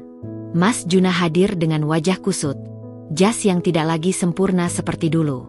Rizka duduk di belakang, memakai kacamata hitam besar. Namun aura kesombongannya sudah pudar, digantikan oleh kewaspadaan yang gelisah. Hakim memutuskan untuk menunda putusan, meminta kedua belah pihak untuk melengkapi bukti. Namun, suasana sudah jelas berpihak padaku. Setelah sidang itu, Mas Juna mulai menunjukkan tanda-tanda keterpurukan yang lebih dalam. Dia seperti orang kehilangan arah, terjepit di antara gugatanku yang tak kenal ampun dan kehidupan barunya yang berantakan. Puncaknya datang pada suatu Senin pagi. Aku sedang memeriksa pesanan besar untuk rapat di sebuah perusahaan multinasional ketika teleponku berdering. Nomor Mas Juna. Jawab, Din. Tolong. Suaranya parau, nyaris tak terdengar. Ada suara gemetar di baliknya. Kita butuh bicara. Bukan untuk hukum. Untuk, sebagai manusia. Suaranya begitu hancur. Berbeda dari nada korban marah sebelumnya. Ini adalah keputusasaan yang tulus. Hatiku yang sekeras batu pun, untuk sesaat, goyah. Kau di mana? Tanyaku, tanpa bisa menahan diri. Di parkiran dekat rumah lama. Aku tidak berani masuk. Hanya mau lihat dari jauh. Aku menghela napas. Tunggu di sana. Aku keluar. Aku menyuruh asistenku melanjutkan pengecekan pesanan, lalu mengambil jaket dan berjalan keluar. Di ujung jalan, di bawah pohon trembesi yang rindang, mobil Mas Juna yang dulu selalu kinclong itu terparkir dengan debu menempel di kaca. Dia duduk di dalam, kepala tertunduk. Ketika aku mendekat, dia menoleh. Aku hampir tak mengenalinya. Lingkaran hitam dalam di bawah mata, wajah yang pucat dan tak dicukur rapi, kerah bajunya lecet. Dia seperti bayangan dari pria gagah yang dulu ku kenal. Din, gumannya saat aku membuka pintu mobil penumpang dan duduk. Apa yang terjadi, Mas? Kau sakit? Dia menggeleng pelan. Lebih buruk dari sakit. Aku terjebak di neraka buatanku sendiri. Dia mulai bercerita, dengan suara terputus-putus penuh penyesalan. Tentang bagaimana Rizka ternyata bukan perempuan cerdas mandiri yang dia kira. Tentang tuntutan finansial yang tak ada habisnya. Tentang ancaman preman rentenir yang kini juga menargetkannya. Tentang rasa kesepian yang lebih dalam daripada yang pernah dia rasakan di tengah kebersamaan kami dulu. Dia bahkan tidak mengizinkanku tidur di kamar yang sama jika aku tidak memberikannya uang untuk belanja. Bisiknya, suaranya pecah. Aku tidur di sofa apartemen yang dia bilang sempit itu. Dan malam-malam, aku memikirkanmu. Memikirkan anak-anak. Memikirkan sarapan nasi goreng yang biasa kau buat. Setiap kata seperti pukulan kecil di dadaku. Bukan karena sakit, tapi karena ironi yang begitu pahit. Dan sekarang, lanjutnya, dia minta aku kembali padamu. Minta maaf. Ambil kembali segalanya. Katanya, dia akan tunggu sampai keadaan finansialku membaik lagi. Dia tertawa getir. Dia pikir ini seperti saklar. Din, bisa hidup mati sesuka hati. Aku duduk diam, mendengarkan. Tidak ada rasa kemenangan. Hanya ada rasa sedih yang dalam untuk pria di depanku yang telah menghancurkan hidupnya sendiri. "Kenapa kau cerita semua ini padaku, Mas?" tanyaku akhirnya. "Karena aku ingin kau tahu bahwa aku sesal, bahwa aku bodoh, bahwa kesetaraan yang kucari itu omong kosong." Dia menatapku, matanya berkaca-kaca. "Aku mau pulang, Din. Aku mau kembali. Aku akan jauhi Rizka. Aku akan jadi suami dan ayah yang lebih baik. Mohon, kasih aku kesempatan." Permohonan itu begitu tulus, begitu hancur. Dalam kondisi lain, mungkin aku akan tergoda. Tapi aku bukan lagi Dinda yang mudah luluh oleh kata-kata manis. "Aku tidak bisa, Mas," jawabku pelan tapi tegas. "Rumah itu sudah bukan rumahmu lagi. Dan kepercayaan itu seperti kaca. Sekali pecah, meski disambung dengan emas sekalipun, retakannya akan selalu terlihat." Dia menangis. Pria dewasa itu menangis terseduh-seduh di depan mobilnya. "Aku tidak punya apa-apa lagi, Din. Uang habis. Kredit macet. Rizka akan tinggalkan aku kalau tahu aku benar-benar bangkrut. Kau masih punya keahlian, Mas. Kau masih punya otak. Bangun dari nol lagi. Tapi aku sudah tua dan lelah." Percakapan kami berakhir tanpa penyelesaian. Dia memohon lagi, aku menolak lagi dengan lembut namun pasti. Saat aku keluar dari mobilnya, dia menggenggam tanganku sebentar. "Aku benar-benar mencintaimu, Din. Aku baru sadar sekarang." Aku menarik tanganku perlahan. "Cinta tidak cukup, Mas. Butuh penghormatan. Butuh kesetiaan. Dan kau memilih untuk menginjak kedua hal itu." Karma tidak berhenti di situ. 2 hari setelah pertemuan itu, Pak Anton menelepon dengan suara yang terdengar hampir tak percaya. "Ibu Dinda, ada perkembangan baru. Rizka, dia kabur." "Kabur?" "Ya. Menurut sumber di apartemen, kemarin dia meminta Mas Juna pergi mencari uang keluar kota. Katanya ada teman bisnis yang mau bantu. Begitu Mas Juna pergi, dia memanggil taksi barang, mengemas semua barang berharga yang bisa dibawa, termasuk perhiasan dan elektronik, dan pergi. Dia juga menarik sisa uang terakhir dari rekening bersama mereka yang masih cair. Dan Mas Juna pulang ke apartemen kosong. Hanya tersisa kasur dan beberapa pakaian lusuhnya. Dan 1 surat. Surat itu, menurut Pak Anton yang berhasil mendapatkan fotonya dari tetangga yang iseng, singkat dan kejam. "Juna, aku tidak bisa hidup dalam kemiskinan seperti ini. Janjimu tinggal janji. Usahamu hancur, dirimu lemah. Aku cari orang yang bisa menjanjikan masa depan lebih baik. Jangan cari aku. Dan tentang bayi, jangan khawatir. Itu bukan anakmu.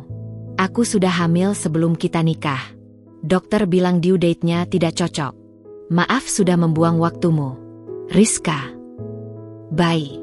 Senjata utama Rizka selama ini untuk memeras perasaan dan uang Mas Juna, ternyata bukan miliknya. Pemalsuan terakhir dalam serangkaian kebohongan. Aku merasa pusing mendengarnya. Betapa kejamnya permainan ini. Betapa dalamnya Mas Juna terjatuh. "Sekarang dia di mana?" tanyaku pada Pak Anton. "Melacaknya. Tapi sepertinya dia sudah direncanakan dengan baik. Mungkin kembali ke pelindungnya yang dulu." Aku mengakhiri telepon dan duduk lama di teras belakang. Burung-burung berkicau, matahari hangat, namun hatiku dingin. Rizka, perempuan yang dengan bangga mengumumkan kesetaraan di hidup Mas Juna, ternyata hanyalah penipu ulung yang mencari mangsa. Dan Mas Juna, yang menganggapku tidak setara, menjadi korban dari kesetaraan palsu yang dia idamkan. Beberapa jam kemudian, telepon berdering lagi. Nomor rumah sakit. "Selamat siang, ini dari IGD.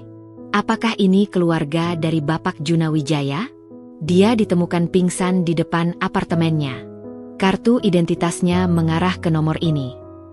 Rasa panik sesaat menyergap, tapi segera kuredam. Aku adalah mantan istrinya. Dia punya keluarga besar. Silakan hubungi mereka. Beliau membawa surat ini di sakunya, ada nama ibu. Aku menutup mata. Karma sudah menyelesaikan putarannya dengan kejam. Mas Juna, sang pengkhianat, dikhianati dengan cara yang lebih pahit. Rizka, sang penipu, melarikan diri dengan sisa-sisa hartanya. Dan aku, yang ditinggalkan, justru berdiri paling tegak di antara puing-puing kehancuran yang bukan aku penyebabnya. Aku akhirnya pergi ke rumah sakit, bukan sebagai istri, tapi sebagai manusia. Melihatnya terbaring lemah, dengan infus di tangannya, wajahnya seperti mencerminkan semua penyesalan di dunia.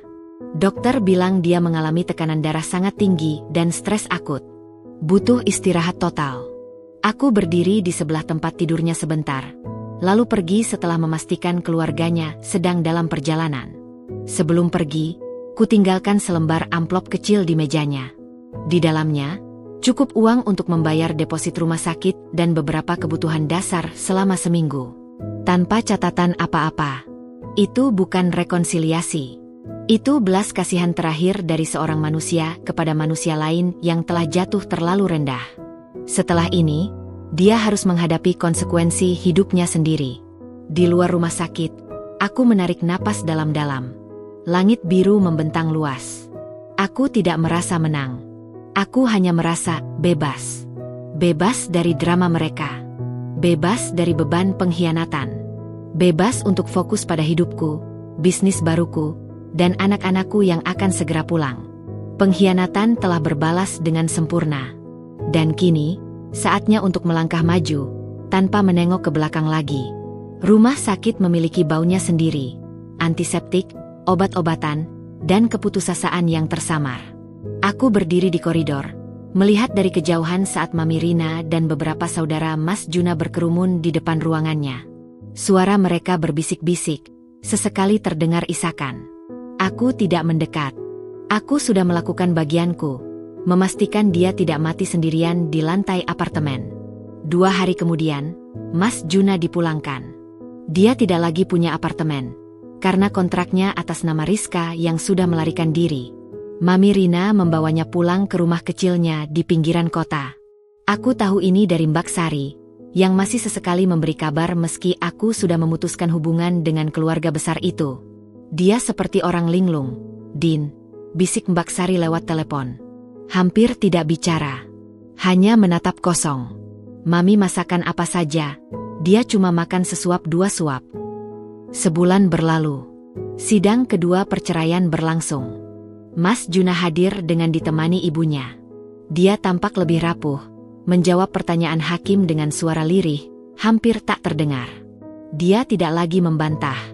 Dia menerima semua tuntutanku, cerai, hak asuh penuh padaku, pembagian harta sesuai kesepakatan di mana aku mendapatkan mayoritas, mengingat dialah yang melakukan pelanggaran pernikahan.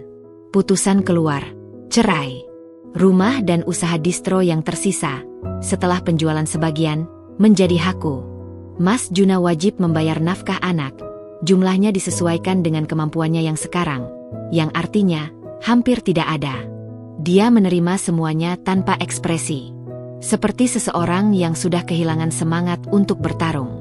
Beberapa minggu setelah putusan, pada suatu sore yang gerimis, dia muncul di depan rumah. Aku melihatnya dari jendela dapur. Dia berdiri di balik pagar, basah kuyup, tanpa payung. Pakaiannya sederhana, bukan lagi setelan mahal. Dia seperti bayangan dari dirinya yang dulu. Aku mengambil payung dan berjalan keluar. Kami berdiri berhadapan dengan pagar besi di antara kami. Dinda, ucapnya, suaranya serak. Mas, ada perlu apa? Dia menunduk, mengumpulkan keberanian. Aku cari kerja, Din. Sudah keliling, tapi umurku, reputasiku yang sekarang, susah. Aku diam, menunggu. Aku lihat, cateringmu tumbuh pesat. Butuh supir untuk antar pesanan, kan? Atau tukang kebun. Aku bisa. Matanya memohon, penuh rasa malu yang dalam. Aku tahu aku tidak pantas minta. Tapi, aku harus makan. Ibu juga tidak bisa menanggungku terus. Kau butuh supir, atau tukang kebun, Din. Kalimat itu menggantung di udara lembab, mengandung segala ironi dari 13 tahun pernikahan kami.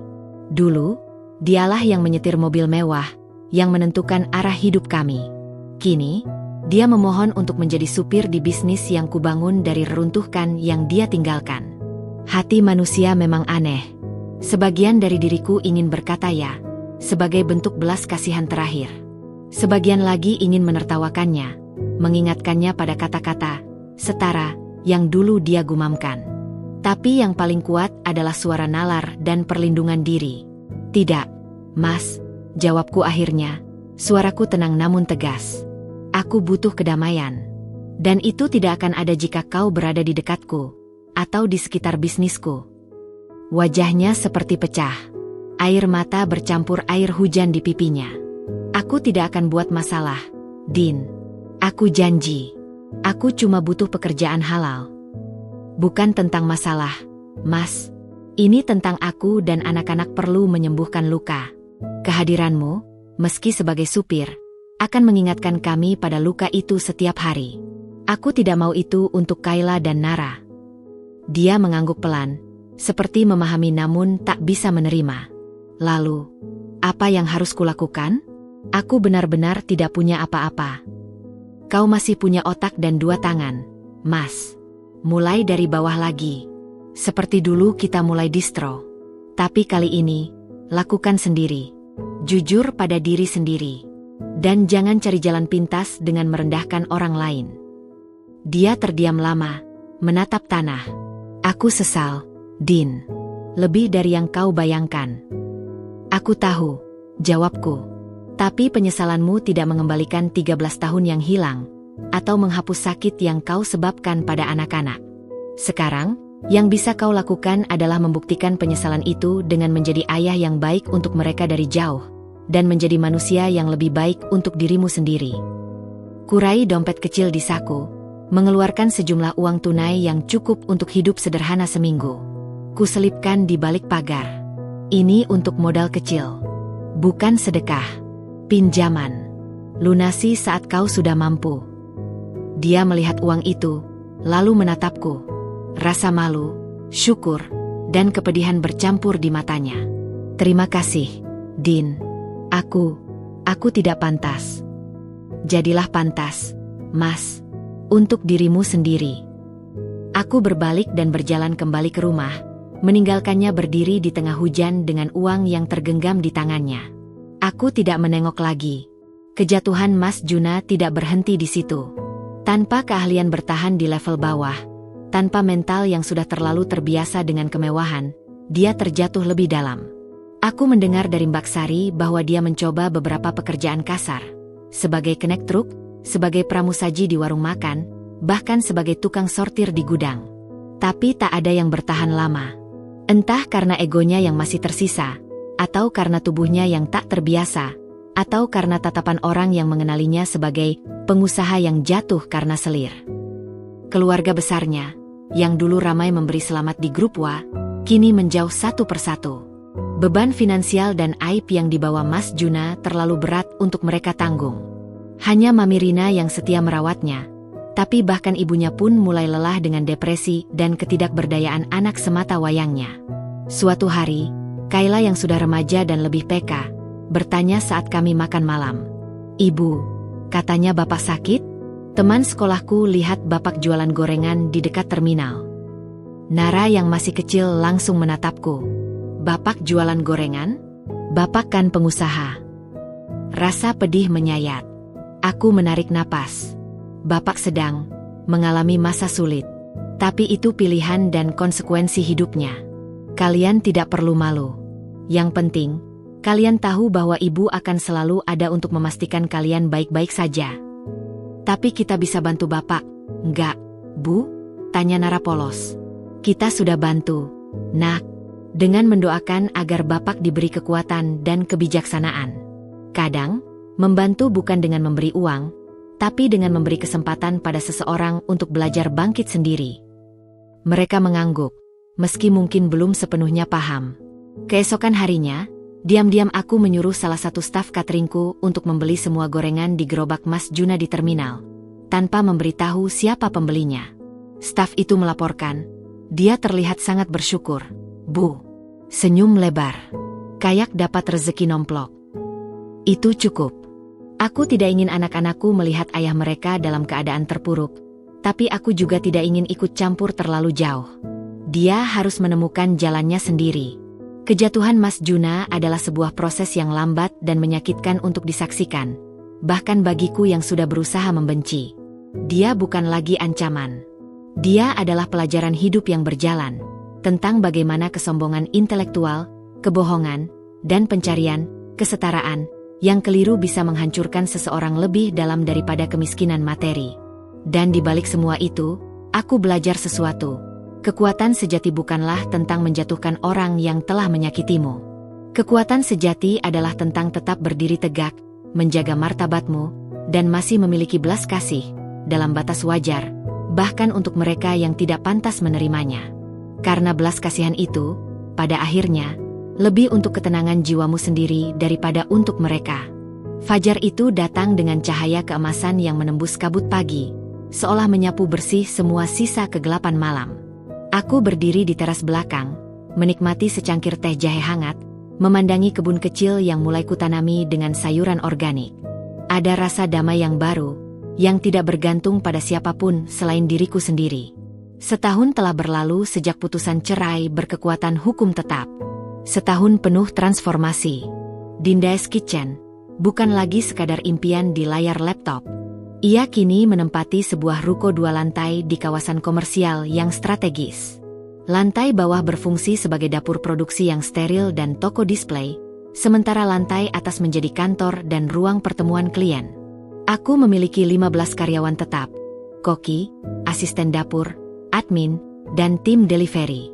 Bisnis catering sehat kami tidak hanya melayani perusahaan-perusahaan, tetapi juga telah mendapatkan kontrak eksklusif untuk acara-acara wedding dan launching produk. Suatu pagi, saat sedang mengecek kualitas sayuran yang baru datang, Mbak Wati, manajer keuangan distro yang setia, menemui aku dengan segepok dokumen. Bu Dinda, ini laporan keuangan triwulan terakhir, Java Dinda. Semua sudah stabil. Dan dia tersenyum lebar. Kita baru saja dapat pesanan seragam dari sekolah internasional. Kontrak 3 tahun. Rasa syukur membanjiri hatiku. Distro yang dulu hampir hancur karena pengkhianatan, kini bangkit dengan identitas baru yang lebih kuat. Kami fokus pada seragam kerja dan sekolah berkualitas dengan bahan ramah lingkungan, sebuah ceruk yang justru membawa berkah. Terima kasih, Mbak Wati, untuk segala kesetiaannya, kataku tulus. Justru saya yang berterima kasih, Bu. Ibu yang selamatkan kami semua. Hubungan dengan anak-anakku mengalami perubahan yang indah. Tanpa ketegangan yang dulu sering menyelimuti rumah, kami tumbuh lebih dekat. Kayla, yang kini berusia 13 tahun, suatu malam duduk di sampingku di teras. Ibu, aku ikut lomba debat mewakili sekolah. Topiknya tentang kesetaraan gender. Hatiku berdebar. Oh ya? Bagaimana persiapannya? Dedi dulu bilang kesetaraan itu tentang pendidikan tinggi dan pasangan yang sepemikiran. Ya? Tanyanya polos. Aku memilih kata-kata dengan hati-hati. Itu salah satu bentuknya, Nak. Tapi menurut ibu, kesetaraan yang sejati dimulai dari saling menghormati hak dan martabat orang lain, terlepas dari latar belakangnya. Ibu yang lulusan SMA pun berhak dihargai kontribusinya. Sama seperti ayah yang S2 berhak dihargai pilihannya. Tapi menghargai bukan berarti membenarkan yang salah.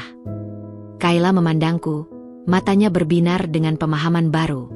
Jadi, kesetaraan itu bukan tentang siapa yang lebih pintar, tapi tentang bagaimana memperlakukan orang lain dengan adil. Tepat sekali. Aku memeluknya. Dan yang paling penting, kesetaraan dimulai dari bagaimana kita memperlakukan diri sendiri. Jangan pernah merasa kurang hanya karena orang lain menganggap kita kurang. Nara, di usianya yang 10 tahun, menunjukkan bakat di bidang seni. Dinding kamarnya penuh dengan gambar-gambar tentang keluarga.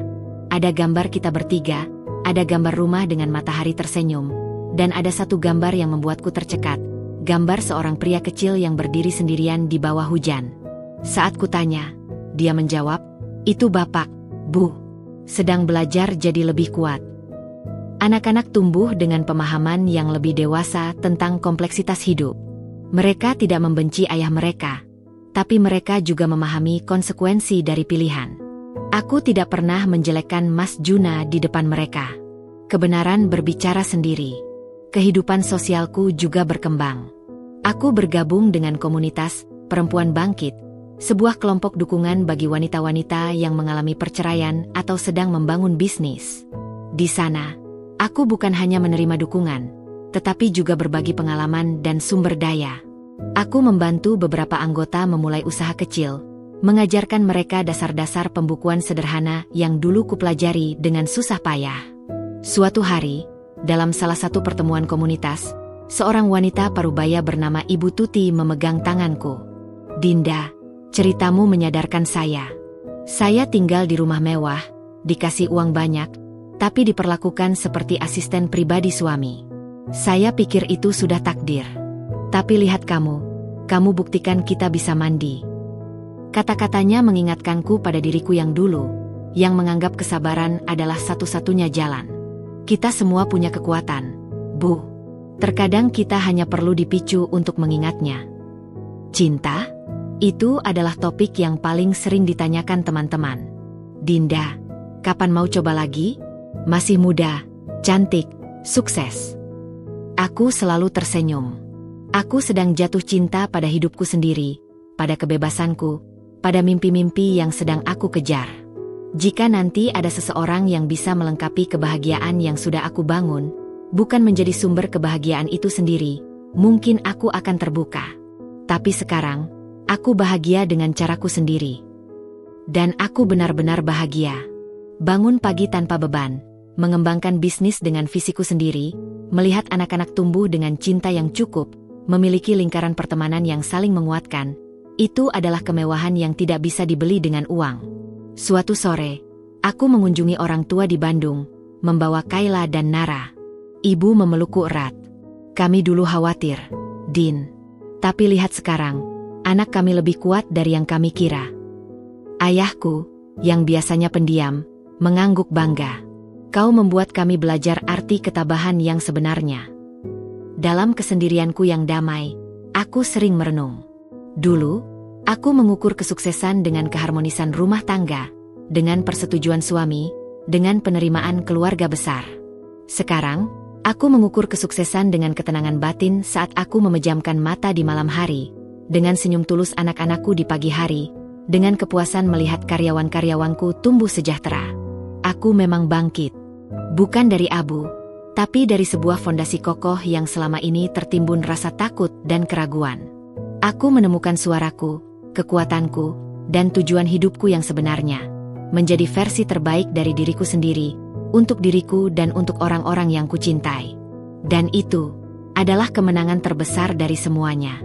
Kemenangan yang tidak membutuhkan pengakuan dari siapapun, karena rasanya sudah mengalir penuh dalam setiap tarikan napas dan detak jantungku. Matahari terik kota Jakarta memantul dari aspal basah usai hujan sore. Aku baru saja keluar dari pertemuan dengan klien baru, sebuah perusahaan teknologi yang ingin menerapkan program makan sehat untuk karyawannya. Semuanya berjalan lancar. Setelah berpisah di lobi gedung, aku memutuskan untuk berjalan kaki sebentar ke mall terdekat untuk membeli buku catatan baru. Mall itu ramai seperti biasa. Aku berjalan melewati deretan toko pakaian, toko kosmetik, dan aroma kopi yang menggoda dari kafe-kafe. Pikiranku melayang pada daftar bahan makanan untuk pesanan besok, ketika tiba-tiba, dari sudut mataku, aku menangkap sosok yang familiar. Dia berdiri di depan toko pakaian fast fashion, memegang beberapa helai baju di tangan, seolah-olah sedang mempertimbangkan. Rambut panjangnya tak lagi disanggul rapi, melainkan diikat sembarangan ke belakang. Wajahnya tanpa makeup yang dulu selalu sempurna, terlihat lebih tua dan lelah. Gaun sederhana yang dikenakannya agak lusuh di bagian siku. "Rizka." Jantungku berdegup kencang sekali, lalu berangsur melambat menjadi irama yang tenang namun waspada. Aku tak pernah membayangkan akan bertemu dengannya lagi, apalagi di tempat seperti ini. Dia menoleh ke arah cermin toko, dan untuk sepersekian detik, matanya bertemu dengan pantulan mataku. Dia membeku. Ekspresi di wajahnya berganti cepat, dari kelelahan biasa ke pengenalan, lalu ke rasa malu yang mendalam, diikuti oleh percikan ketakutan. Tangan yang memegang baju itu gemetar ringan. Dia segera menoleh, meletakkan baju-baju itu kembali ke rak dengan gerakan tergesa-gesa, lalu berbalik arah, berjalan cepat menjauhiku, hampir berlari, menyusup ke kerumunan orang. Aku hanya berdiri di tempat, tak mengejar, tak memanggil.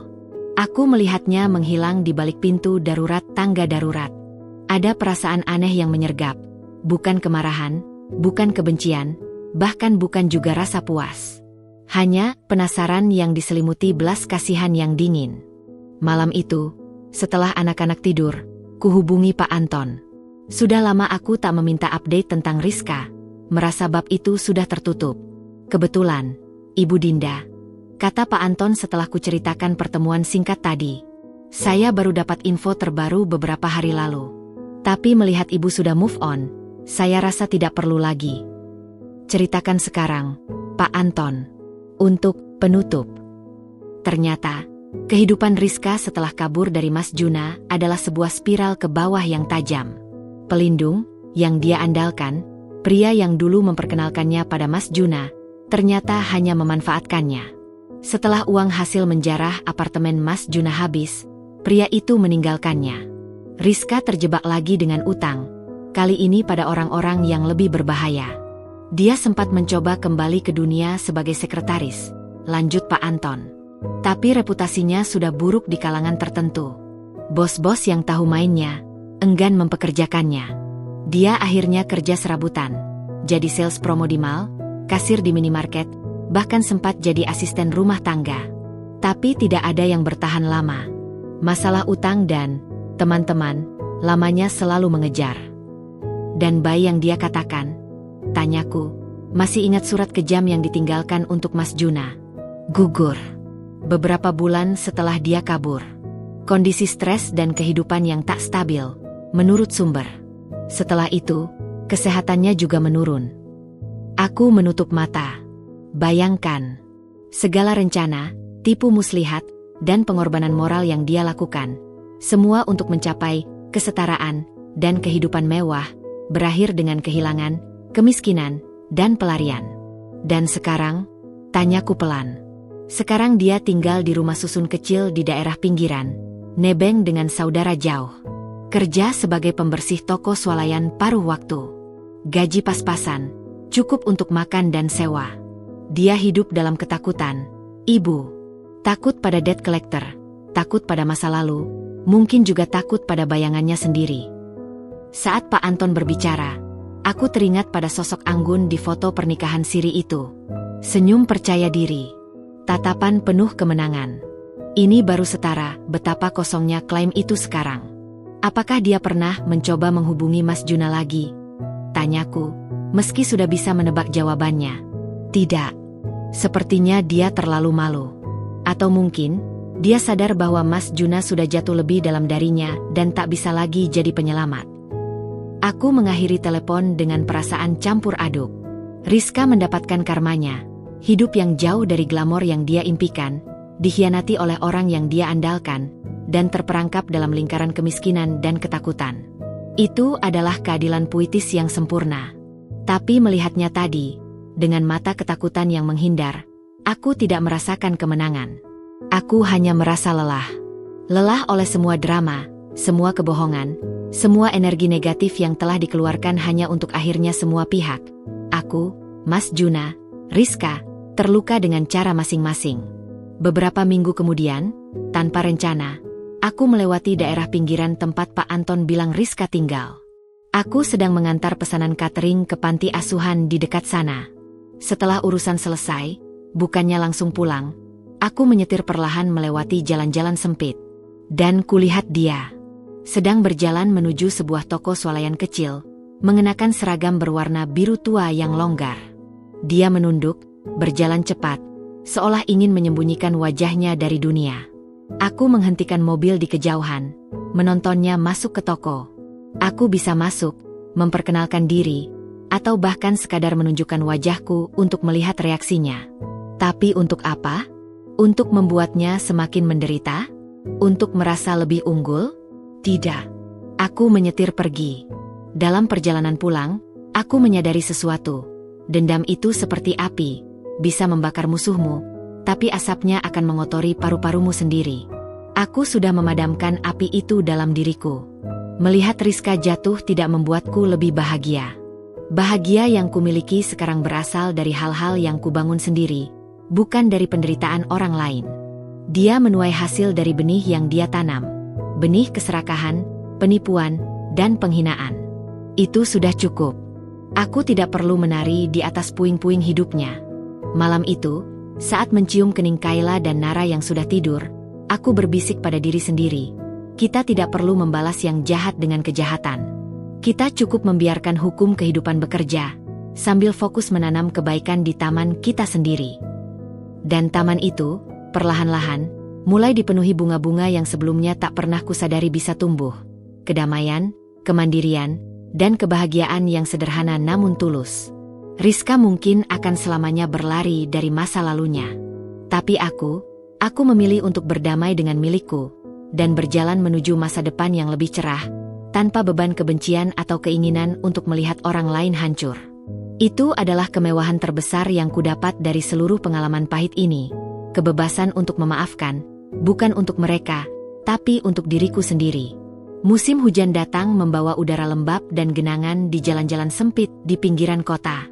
Di sebuah rumah petakan sederhana yang atapnya sesekali bocor, Mas Juna terbaring di atas kasur tipis. Demam tinggi menggigilkan tubuhnya yang sudah kurus. Di sampingnya, hanya ada Mami Rina yang sudah renta, dengan tangan keriput menyeka keringat di dahi anak semata wayangnya.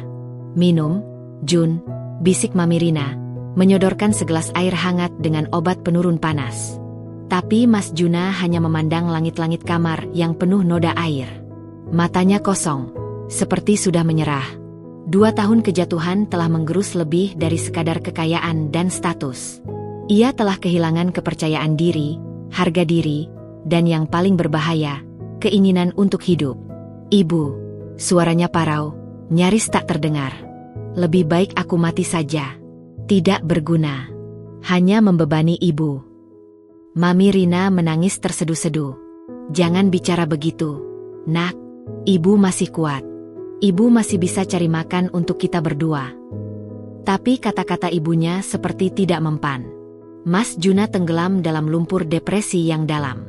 Dalam ingatannya yang kalut, berganti-ganti wajah, Dinda dengan senyum sabarnya di masa awal pernikahan, Rizka dengan senyum manipulatifnya di pelaminan, wajah para debt collector yang mengancam, dan yang paling sering, wajahnya sendiri di cermin, penuh dengan penyesalan yang melumpuhkan. Kabarnya sampai kepadaku melalui saluran yang tak terduga. Bulik, tetangga lama di kompleks perumahan kami dulu yang kebetulan bersaudara dengan Mami Rina. "Dia sakit keras, Din. Dan bukan cuma fisik." Ibunya bilang, "Dia seperti orang hilang nyawa. Takut dia ngelakuin hal nekat," cerita Bulik di telepon, suaranya penuh keprihatinan. Aku terdiam lama. Anak-anak sedang sekolah. Di dapur, kue untuk pesanan ulang tahun sebentar lagi matang.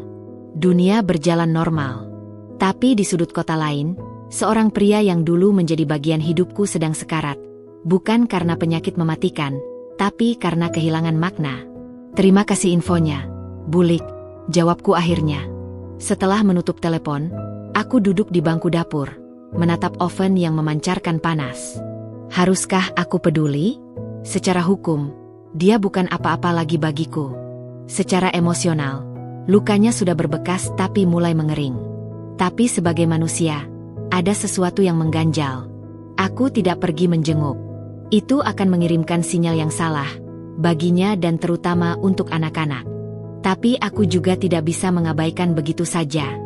Akhirnya, ku minta salah satu staf catering yang dipercaya, seorang bapak parubaya yang bijak bernama Pak Umar, untuk mengantarkan paket makanan bergizi dan obat-obatan dasar ke alamat itu, tanpa menyebutkan dari mana asalnya. "Bilang saja dari donatur yang tidak ingin disebut namanya," pesanku. Beberapa hari kemudian, keajaiban kecil terjadi. Mungkin karena perawatan, mungkin karena nutrisi yang mulai masuk, atau mungkin karena ibunya yang tak henti-henti berdoa, demam Mas Juna turun. Tubuhnya masih lemah, tapi matanya sudah tidak lagi kosong. Ada secercah kesadaran yang kembali. Suatu sore, saat duduk di kursi tua di teras rumah petakan itu, Memandangi anak-anak tetangga bermain sepak bola di jalanan berbatu, dia merasakan sesuatu yang asing, keinginan untuk hidup. Bukan hidup yang mewah, tapi sekadar bisa bernapas, merasakan angin sore, melihat ibunya tersenyum lega. Dia meminjam ponsel ibunya yang buton, dan dengan jari yang gemetar, mulai mengetik. Bukan pesan singkat, tapi sebuah surat panjang. Surat yang ditujukan kepadaku dan anak-anak. Dia mengetik perlahan, dengan semua tenaga yang tersisa, memuntahkan isi hatinya yang selama ini terpendam. Surat itu tiba di kantor Dinda's Kitchen, seminggu kemudian, dalam amplop coklat polos. Pak Umar yang menyerahkan, dengan wajah serius. Ini dari orang itu, Bu. Dia minta tolong saya antar. Katanya surat ini sangat penting. Dengan hati berdebar, kubuka amplop itu di ruang kerjaku yang sunyi. Beberapa lembar kertas HVS terlipat rapi. Tulisan tangannya, yang dulu biasa menandatangani kontrak besar, kini goyah dan tidak stabil. Untuk Dinda, Kayla, dan Nara. Aku tahu aku tidak punya hak lagi untuk menulis surat ini. Tapi ini mungkin satu-satunya kesempatan terakhirku untuk mengatakan yang sebenarnya, sebelum aku kehilangan keberanian atau kesempatan lagi. Dinda, yang pertama, aku mau minta maaf. Maaf yang sebesar-besarnya. Bukan maaf karena ketahuan, tapi maaf karena telah menyakiti, merendahkan, dan mengkhianati kepercayaanmu selama bertahun-tahun. Aku dulu adalah pria yang sangat sombong. Aku pikir gelar, uang, dan pencapaian karir membuatku lebih berharga daripada orang lain, termasuk darimu. Aku salah. Nilai seseorang tidak diukur dari ijazahnya, tapi dari integritas dan cara dia memperlakukan orang yang dicintainya. Aku mencari kesetaraan di tempat yang salah. Kesetaraan sejati bukan tentang menemukan seseorang yang sepemikiran, tapi tentang menghormati perbedaan dan membangun sesuatu bersama. Kau dan aku sudah membangunnya, tapi aku yang merobohkannya dengan tanganku sendiri. Tentang Rizka, dia hanyalah cermin dari keburukanku sendiri. Aku tertarik padanya karena dia memujaku, karena dia membuatku merasa seperti pria penting yang kuinginkan. Tapi itu semua palsu. Dan karma menghajar aku lebih keras dari yang bisa kubayangkan. Kehilangan segalanya, uang, reputasi, rumah, tidak seberapa sakit dibanding kehilangan rasa hormat pada diriku sendiri. Yang paling aku sesali adalah telah menyakiti Kayla dan Nara. Aku telah gagal sebagai ayah. Aku telah memberikan contoh yang buruk tentang komitmen dan tanggung jawab. Mereka tidak pantas mendapat ayah seperti aku. Dinda, kau adalah perempuan terkuat yang pernah aku kenal. Melihatmu bangkit, bukan hanya bertahan, tapi benar-benar bersinar dengan caramu sendiri. Itu membuatku makin sadar betapa bodohnya aku dulu. Kau tidak pernah, tidak setara. Kaulah yang sebenarnya setara, sementara aku yang merendahkan diri sendiri dengan mencari validasi dari hal-hal yang salah. Aku tidak menulis ini untuk meminta maafmu. Aku tidak pantas mendapatkannya. Aku menulis ini karena aku perlu mengakui kesalahanku, untuk bisa mulai memaafkan diriku sendiri suatu hari nanti. Aku juga menulis untuk Kayla dan Nara, agar jika suatu hari mereka bertanya tentang ayah mereka bisa membaca ini dan tahu bahwa ayah mereka sadar akan kesalahannya, meski terlambat. Aku sedang mencoba bangkit lagi. Dari nol. Dari yang paling dasar. Mungkin nanti aku bisa menjadi ayah yang layak dari jauh. Setidaknya dengan doa dan niat baik. Terima kasih untuk belas kasihan yang kau berikan, meski aku tak pantas. Itu menyelamatkanku, lebih dari yang kau kira. Semoga kalian bertiga selalu bahagia dan dilimpahi berkah. Dengan penyesalan yang tulus. Juna. Air mata menetes tanpa kusadari, membasahi kertas surat itu. Bukan air mata cinta yang kembali. Bukan air mata dendam yang luruh. Tapi air mata untuk sebuah penyesalan yang begitu dalam dan menyeluruh, yang datang dari tempat yang paling gelap dalam diri seseorang. Ini bukan lagi Mas Juna yang memohon-mohon untuk kembali. Ini bukan lagi pria yang mencoba memanipulasi. Ini adalah pengakuan jujur dari seorang manusia yang telah mencapai titik nadir dan mulai melihat cahaya kebenaran. Betapa pahit pun cahaya itu. Aku melipat kembali surat itu, memasukkannya ke dalam laci meja yang terkunci. Bukan untuk disembunyikan, tapi untuk disimpan. Untuk suatu hari nanti, ketika anak-anak dewasa dan bertanya, Aku akan memberikan surat ini pada mereka. Biarlah mereka yang menilai. Aku tidak membalas surat itu. Tapi beberapa hari kemudian, aku mengirim Pak Umar lagi, kali ini dengan paket yang lebih lengkap. Vitamin, buku-buku motivasi sederhana, dan formulir pendaftaran kursus keterampilan online yang gratis. Sekali lagi, tanpa nama. Kadang, maaf terbesar bukan diucapkan dengan kata-kata, "Aku maafkan kamu." Tapi dengan memberikan kesempatan pada seseorang untuk memaafkan dirinya sendiri, lalu membiarkannya menemukan jalannya kembali ke cahaya. Tanpa kita harus memegang tangannya, tapi juga tanpa kita menghalangi jalannya. Mas Juna telah mencapai titik baliknya. Sebuah titik yang datang setelah jatuh begitu dalam, hingga hanya ada dua pilihan. Menyerah total, atau mulai memanjat dengan tangan kosong dan hati yang baru tersadarkan. Dari jendela kantorku, kulihat langit mulai cerah setelah hujan. Alam selalu memberikan metafora yang sempurna. Setelah badai, selalu ada kemungkinan untuk pelangi.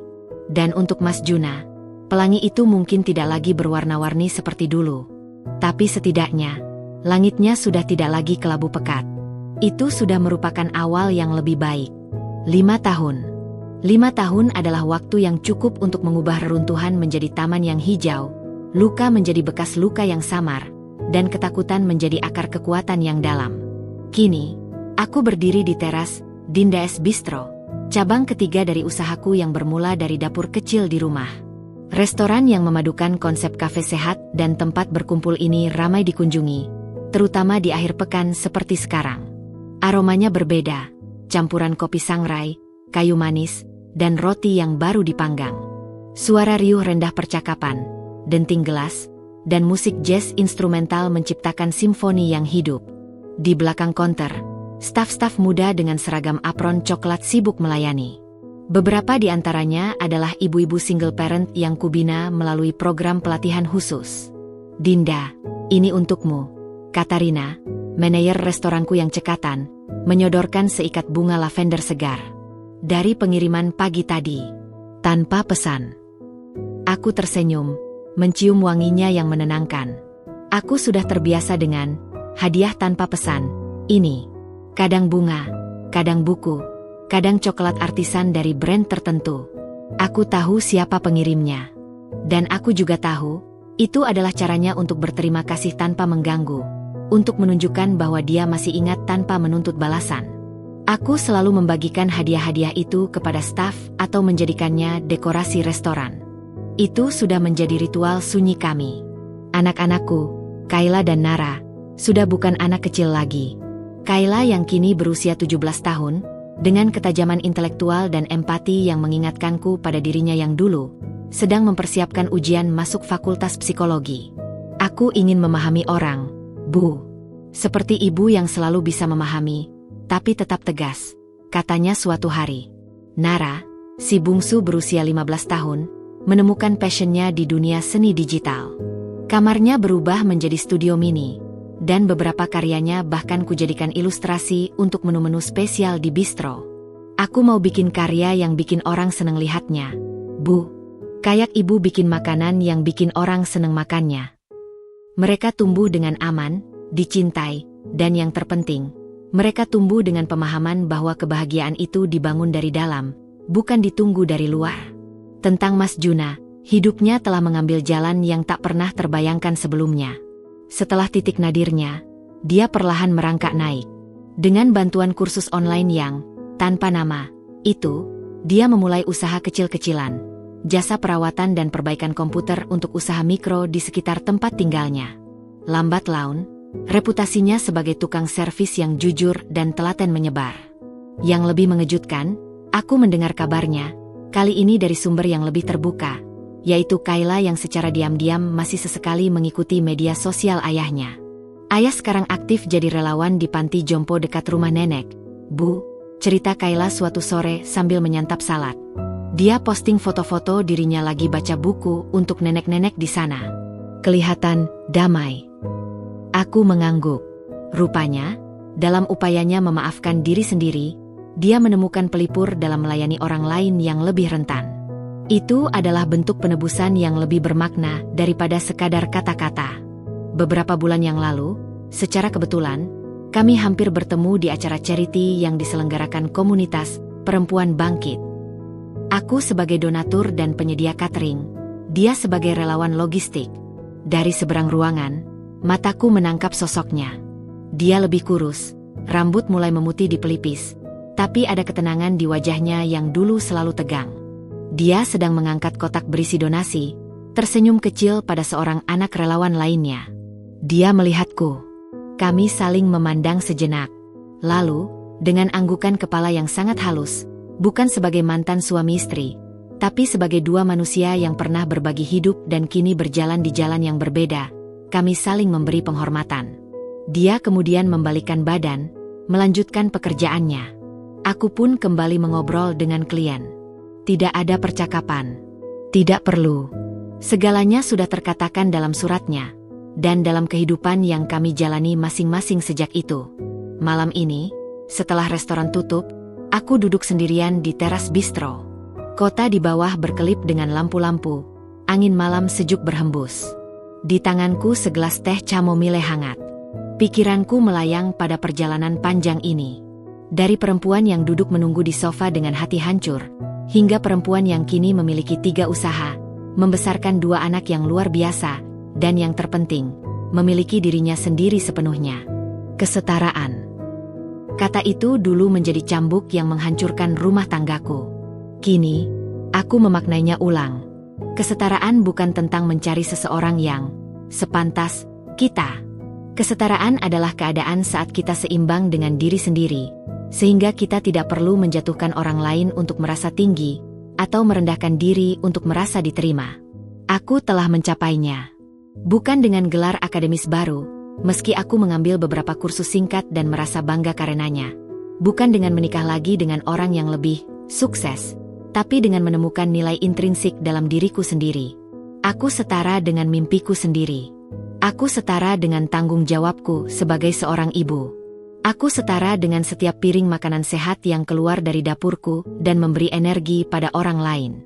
Aku setara dengan ketenangan yang kurasakan setiap kali menarik napas dalam-dalam di pagi hari, mensyukuri hidup yang kubangun dengan kedua tangan dan hatiku sendiri. Pesan terakhir untuk masa lalu itu kusimpan rapat di hati. Tak perlu lagi diumbar di grup WA atau media sosial. Ini baru setara. Saat aku berdiri seimbang di atas kedua kakiku sendiri, dengan damai sebagai mahkotaku, dan kebebasan sebagai napasku. Telepon bergetar. Pesan dari Kayla.